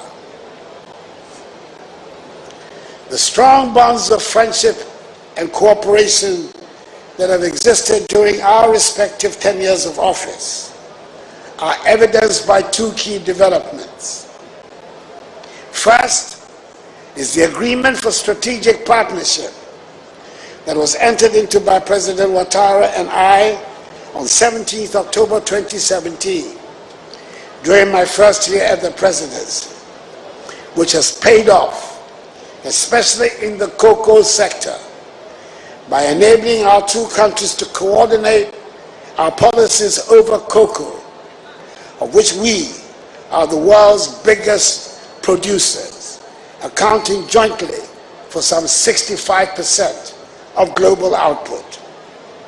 This has been of considerable benefit to our respective farmers, who have received the highest price per bag of cocoa in our respective histories. The other is the mature manner in which the maritime border dispute between our two countries was settled by the Maritime Court in Hamburg. The elevated stance of statesmanship shown by President Ouattara ensured that its result in Ghana's favor was peacefully accommodated by Côte d'Ivoire. Mr. President, we thank you very much. My dear compatriots, fellow Ghanaians, the theme chosen for this year's Independence Day celebrations is Our Democracy, Our Pride. And I welcome all of you to Koforidua, the capital of the Eastern region, which is hosting the celebrations this year. The decision to rotate the scene of the national celebrations around the country, instead of staging them only in Accra, the nation's capital, has certainly turned out to be a welcome nation-building exercise that helps us to focus attention on a different region every year, and at the same time rallies the nation together in that region.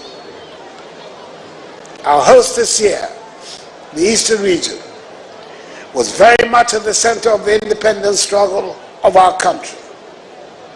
It is home to 3 members of the Big Six of the United Gold Coast Convention, UGCC of blessed memory. The acknowledged founders of our nation, Joseph BOUXITE, Edward Akufo-Addo, and William Ofori-Atta.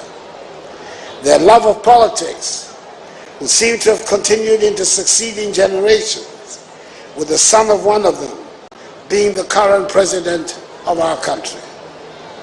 The other members of the Big Six were Emmanuel Obeche-Bilanti, Ebenezer Akwaje, and Kwame Nkrumah, who together with George Alfred Parr-Grant, R.S. Blay, Kwabena Kese, Francis Awona Williams, Nii Kwabena Boni, Boycott Hini, and others were the successors of the early generation of nationalists, such as the members of the Aborigines Rights Protection Society. Their membership included Jacob Say, George Moore, Joseph Casely Hayford, John Mensah Saba, W.E.G. Kwabena Sechi, J.W. de Graaf Johnson, J.P. Brown, and others who protected our lands from the grasp of the greedy imperialists and who initiated the first phase of our struggle for national independence. On such a day, we must also remember the contribution of Yaa Asantewaa, Thomas Hutton Mills, James Kwegyir Aggrey, Sergeant Ajete, Corporal Atipo, Private Odate Lamte, V.B. Anna, Jimmy Quistas, Mabel Dow, Akwaso Soso, Dede Asikinchan, Komla Adeli Bedema, Kojo Botsio, Kofi Bako, Krobo Eduse, Nancy Tibo, Mumuni Bawumia, SD Dombo, Kofi Abrefa Busia, Joe Apia, Victor Owusu, R.R. Ramponsa, Bafo Seyakoto, Modesto Apalu, S.G. Anto, Yakubu Tali, and Ephraim Amu to the liberation of our country and to the birth of our democracy. The work of all these great patriots culminated in the immemorial words of our nation's first leader, Kwame Nkrumah, when he stated on the eve of 6 March 1957 that at long last the battle has ended.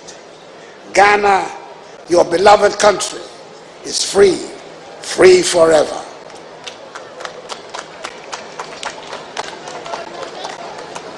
Today, the eastern region is of course not the geographic east of Ghana, but it retains a nomenclature from the colonial days, when it was the eastern border of what was the Gold Coast colony. The region is the most heterogeneous in our country and a microcosm of Ghana, and home to the most diverse of peoples. Over the centuries, the region has attracted citizens from all parts of the country and beyond, who come to work and find a welcome and lasting home. The attraction is obviously the abundant mineral resources and the rich and fertile soils. It is, after all, only a few kilometers from here that the first cocoa farm in the country was planted in 1895, some 129 years ago. And from there, the planting of cocoa spread to other parts of the country and became our leading cash crop. Indeed, Tetekwashi, an indigene of Mamponga Kwapim, here in the eastern region, brought back in the late 19th century the cocoa pod from Fernando Po, now Bioko in Equatorial Guinea, an act which led him and others to establish our nation's first commercial cocoa farms here in the eastern region. It is noteworthy that the hills and mountains of the region and the relatively cooler weather made it attractive to the European colonialists and missionaries whose footprints remain around the region.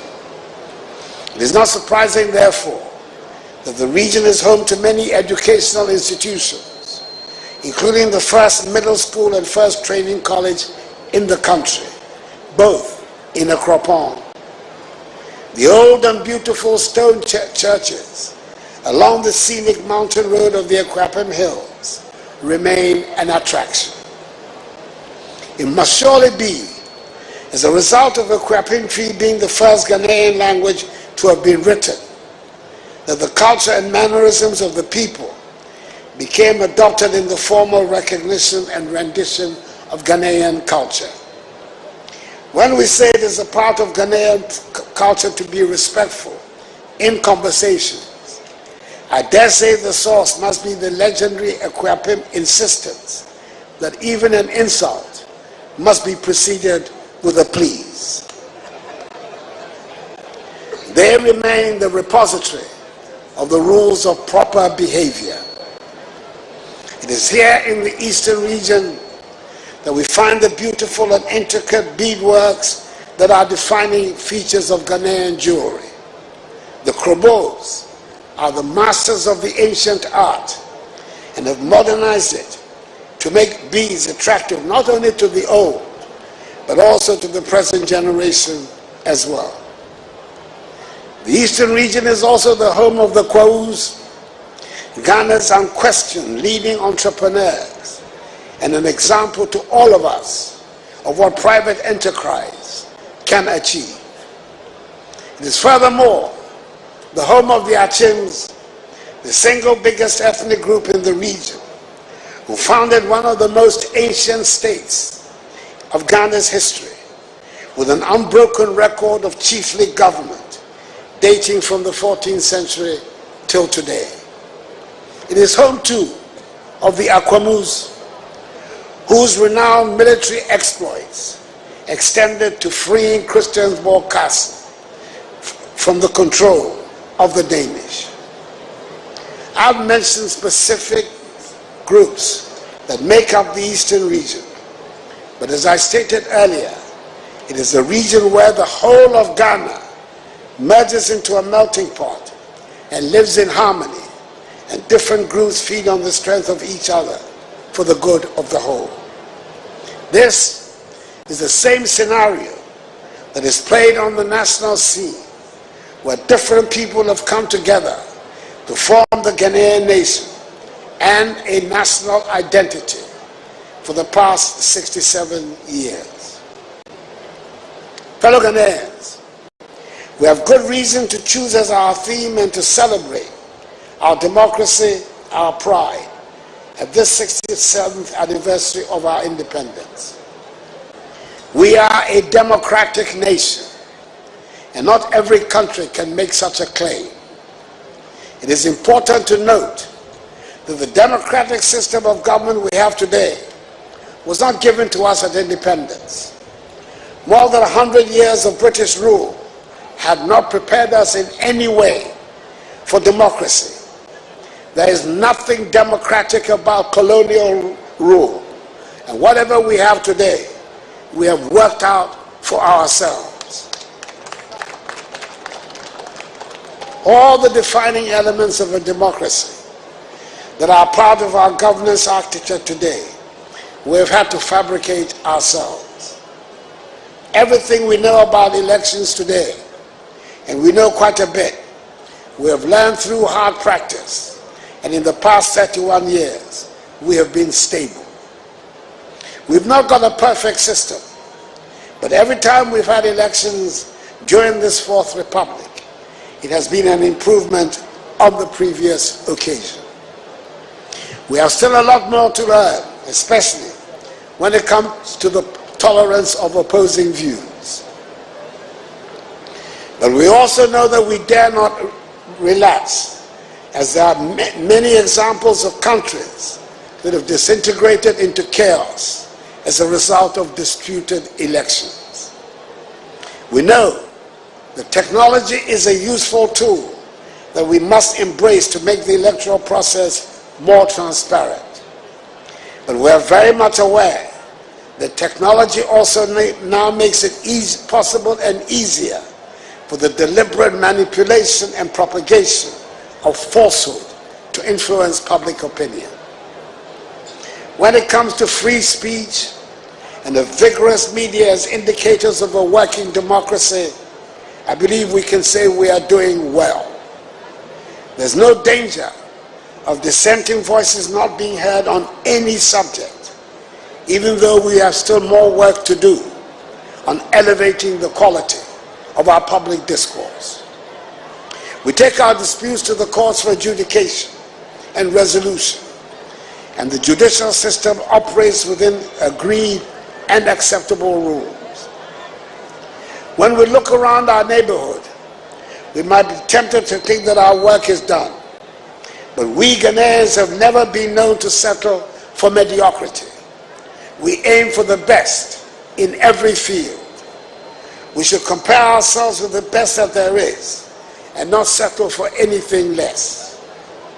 For as long as there is poverty and injustice anywhere in Ghana, our work is not done.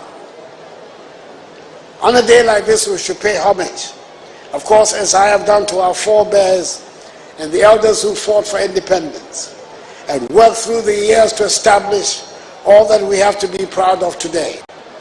But our attitude should always be that there are better days ahead, and work towards that, instead of yearning for some bygone good old days.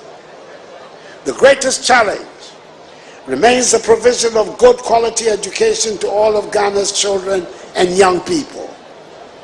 We have a lot to be proud of, but we have more work to do. I'm happy that through the implementation of the free senior high school policy, we're removing financial barriers to education, unlocking the potential of thousands of young Ghanaians, and laying the foundation for a brighter future for our country. This year, we have seen the highest ever enrollment of first-year students into senior high school in our nation's history. That is the figure of 503,000 students, a clear indication of the widespread embrace of the free senior high school policy. We should be able to offer every Ghanaian child the best education there can be. And having completed high school, our children should be equipped with skills that make them prepared to face the modern world. Our schools must prepare our children to be comfortable with science and technology, engineering and mathematics, and ready to compete in the modern economy. Fellow Ghanaians, there's more to preparing a child to face the world than what can be taught in the classroom. And there's certainly more to molding a Ghanaian child than what our hard-working teachers do every day. Too many parents have relinquished the entire responsibility of bringing up children to what happens in schools. I do not refer only to our music, dance, food, language, and fashion that form the basis of our cultural identity. I refer to the values that set us apart as Ghanaians. If we are to take pride in being Ghanaian, there should be a consensus on the values we hold dear, and we should transmit them to every generation. Fellow Ghanaians, I know that we have gone through difficult economic circumstances, but it is clear that we have overcome the worst, and we are looking forward to better times. I wish to make reference in particular to two projects coming on stream that should make a great difference to the economic fortunes of our country. I refer to the successful selection of strategic partners that will work with the Ghana Integrated Aluminum Development Corporation, GHADEC, to build a new alumina refinery and develop mines at Nyinahini in Pasaso, as 3 or 4 projects being executed under the Integrated Aluminum Industry IAI projects. I witnessed the signing of 2 agreements in Accra recently. Firstly, between GHADEC, a wholly owned public entity, and Rockshore International, a wholly owned Ghanaian private company, selected after a rigorous process as a strategic partner to develop a mine at Nyinahini in Pasaso. And secondly, between GHADEC and Miscellaneous SA, a leading global industrial and energy company, which entails the development of a second mine at Nyinahini in Pasaso and the establishment of an aluminum refinery. We are finally coming to the end of decades of exporting raw bauxite from the country. We shall now refine bauxite mined in Ghana to produce alumina that will feed the Valco smelter and the downstream aluminum industry, which is going to have a dramatic impact on Ghanaian industrialization, where we produce parts for motor vehicles, aircrafts, roofing sheets, and household utensils. It has taken a long time for us to get to this stage. We've taken the trouble to make sure that we get it right. As an indigene, it is my hope that once litigation over the Atawa forest range in Chebi is settled, we will be able to develop also the Chebi bauxite mine and refinery that will help deliver employment and high-paying jobs for our people, and also ensure integration value addition across the bauxite aluminum value chain. The other major project that is coming on stream, which is bound to make a dramatic change to the economy, is the Adar Songor Salt Project, being spearheaded by Electrochem Salt Mine Limited, led by the dynamic Ghanaian entrepreneur, Mr. Dan McCaukley, aka McDan. After many years of disputes which prevented the exploitation of salt at the site, work has finally started, and salt will be mined on a large commercial scale.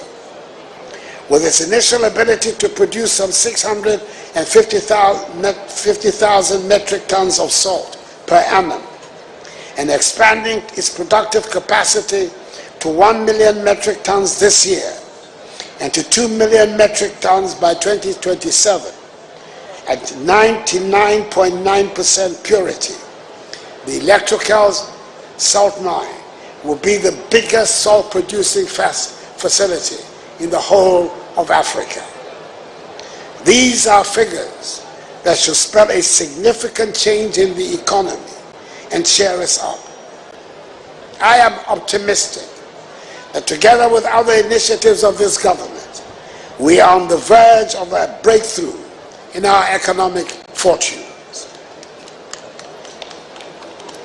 I must mention another important ingredient in the democratic structure which is needed for prosperity, which is the rule of law. Businesses can only prosper in an atmosphere that guarantees the rule of law. My compatriots, fellow Ghanaians, the rule of law is not an alien concept. It is not something that can be applied selectively. For it to be effective and have a positive influence, it must be applicable to all aspects of our lives and to all of us, on the streets, in offices and workplaces, to junior officials and chief executives, to traditional leaders and members of parliament, to famous artists, sportsmen and footballers, and yes, to the president too. We cannot hope for economic prosperity without adhering to the rule of law. There are few amongst us who equate the freedom that was proclaimed at the arrival of independence with the freedom to ignore the rules and regulations that should guide our lives. Aspirations for prosperity go hand in hand with the discipline necessary for the rule of law. Fellow Ghanaians, on the day we celebrate our nationhood, we cannot and should not leave out a reference to the physical state of the land that constitutes Ghana. We cannot claim to love Ghana when we treat with such disdain and total careless abandon the forests, the rivers, the vegetation, the creatures, and the soils that make up Ghana.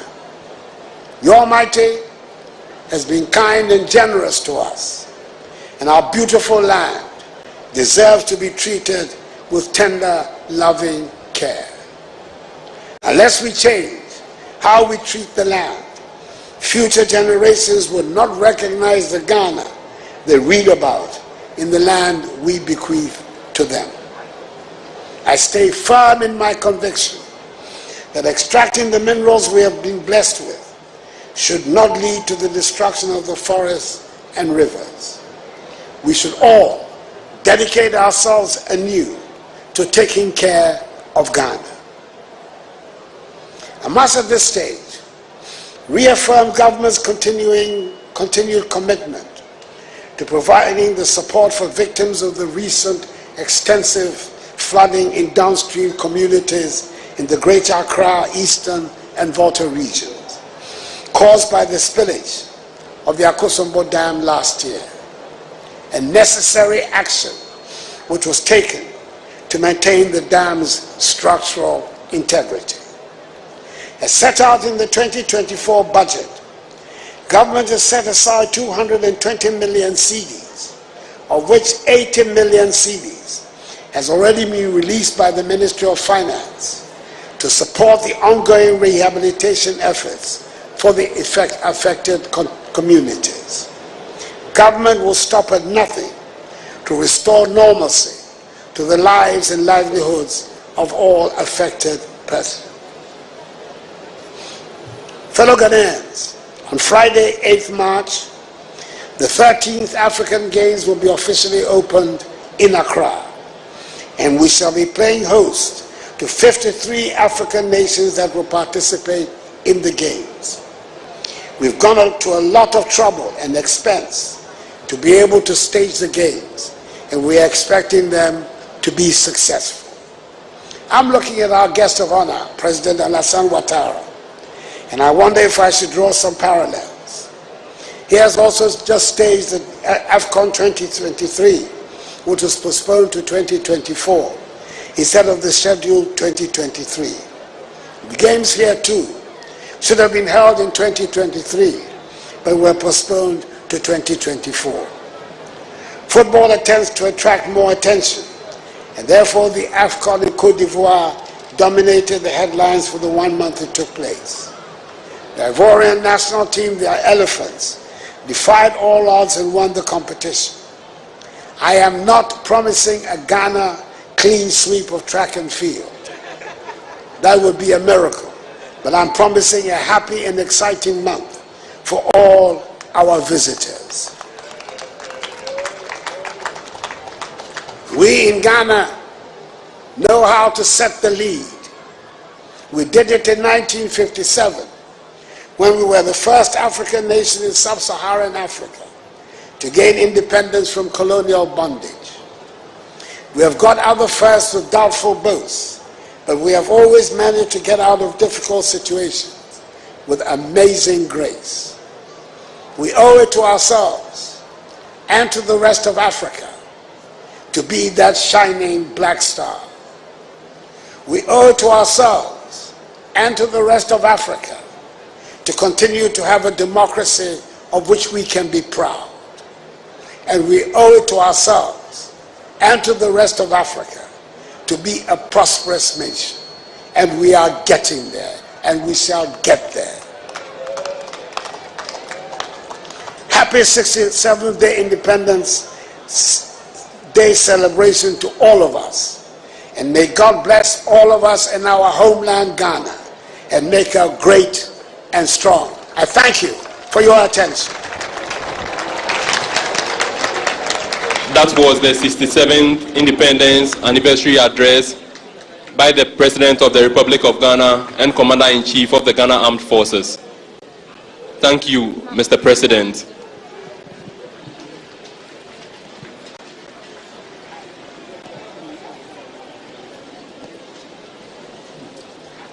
The Parade Commander will shortly invite the Forces Sergeant Major, Chief Warrant Officer Ado Daniel, to lead the contingent to give 3 hearty cheers to the President of the Republic of Ghana and a powerful yell for Mother Ghana.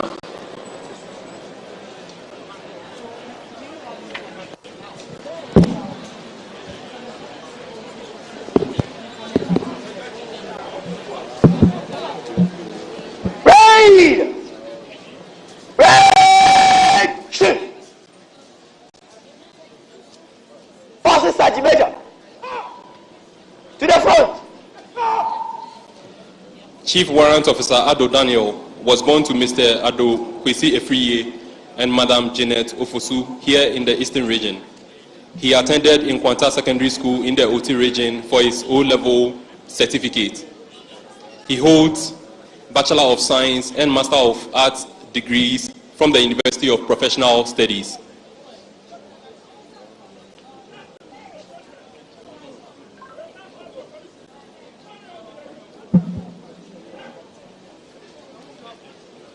Chief Warrant Officer Ado has attended all requisite career courses commensurate with his rank. He also holds a diploma in American language course from the Defense Language Institute in San Antonio, Texas.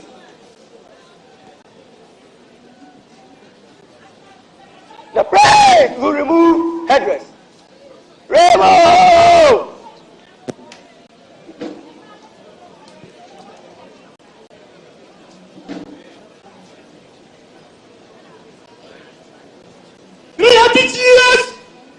The review officer, the president, and the commander-in-chief of the Ghana Armed Forces, Nana Addo Dankwa Akufo-Addo.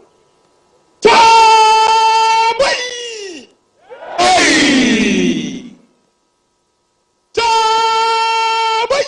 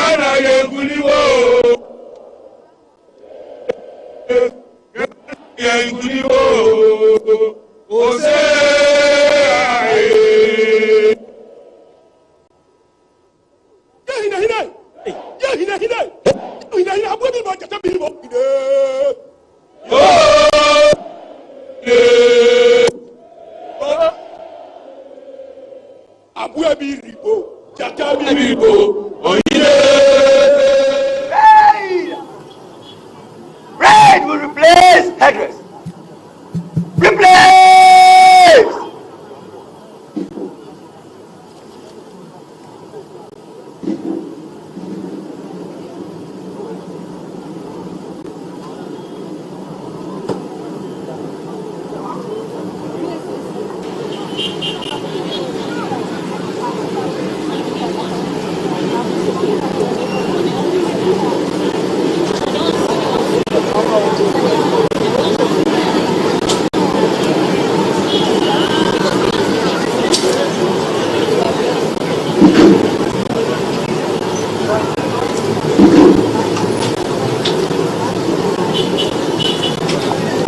Chief Warrant Officer Ado Daniel is also a graduate of Class 68 of the United States Army Non-Commissioned Leadership Center of Excellence Sergeant Major's course, where he was inducted into the International Students Hall of Fame.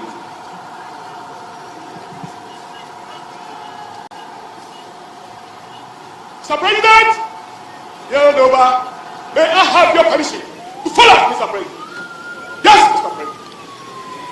He has been awarded with Long Service and Good Conduct Medal and several peacekeeping medals for his service in Sierra Leone, Lebanon, Liberia, and the Democratic Republic of Congo. He is married to Senior Chief Officer Joyce Ado of the Ghana Prison Service, and they have been blessed with 3 daughters, Gifty, Grace, and Gloria. The parade commander will now ask permission to march off the colors and the rest of the parade. Parade! Shall they? Arms!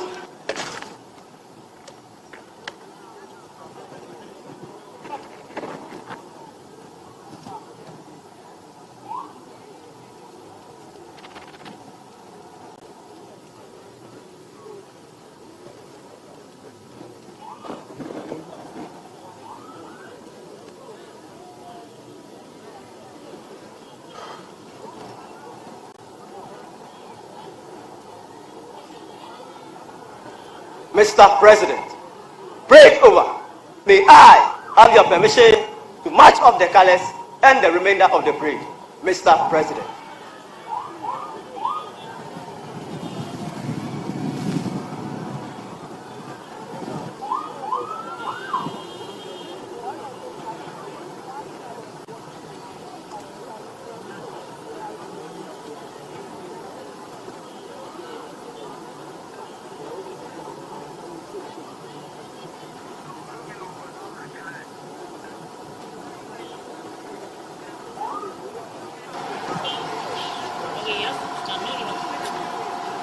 May I respectfully remind us all to pay the appropriate compliments as the colors march off.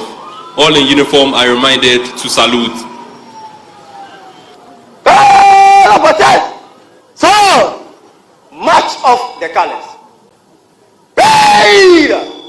Present! Arms!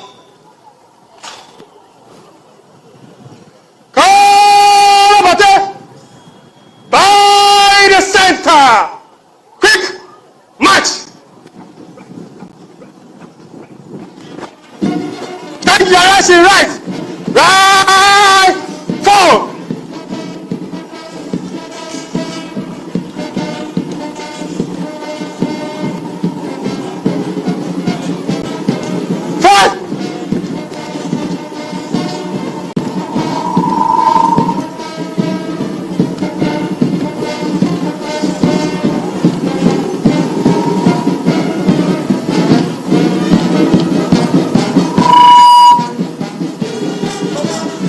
Balapate!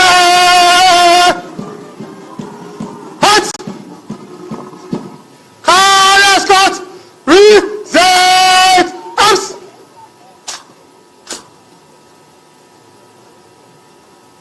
Right! Shout! Hey! Arms! We may please be seated.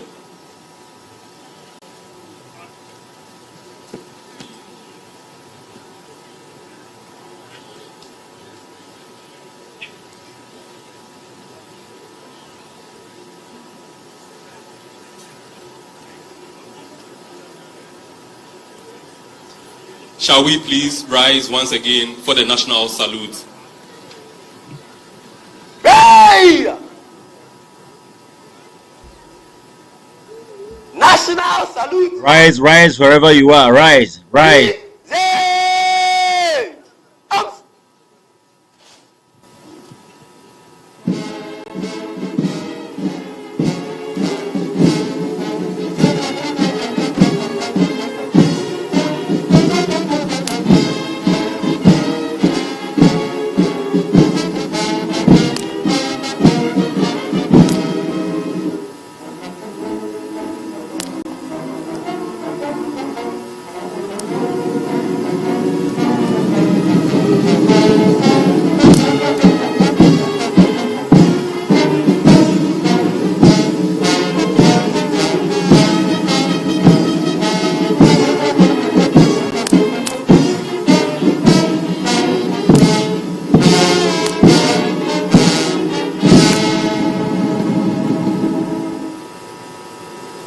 Right!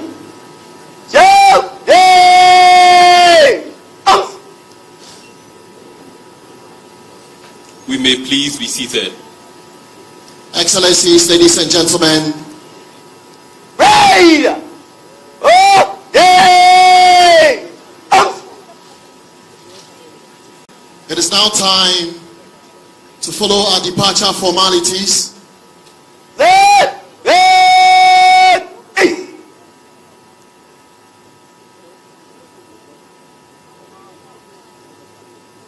The first to take leave of us will be the President of the Republic and the Commander-in-Chief of the Ghana Armed Forces, together with a special guest of honor, the President of the Republic of Cote d'Ivoire, His Excellency Alassane Ouattara.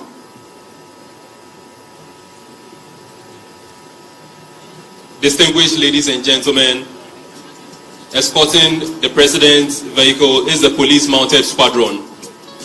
Established in 1940 with an initial complement of 7 horses,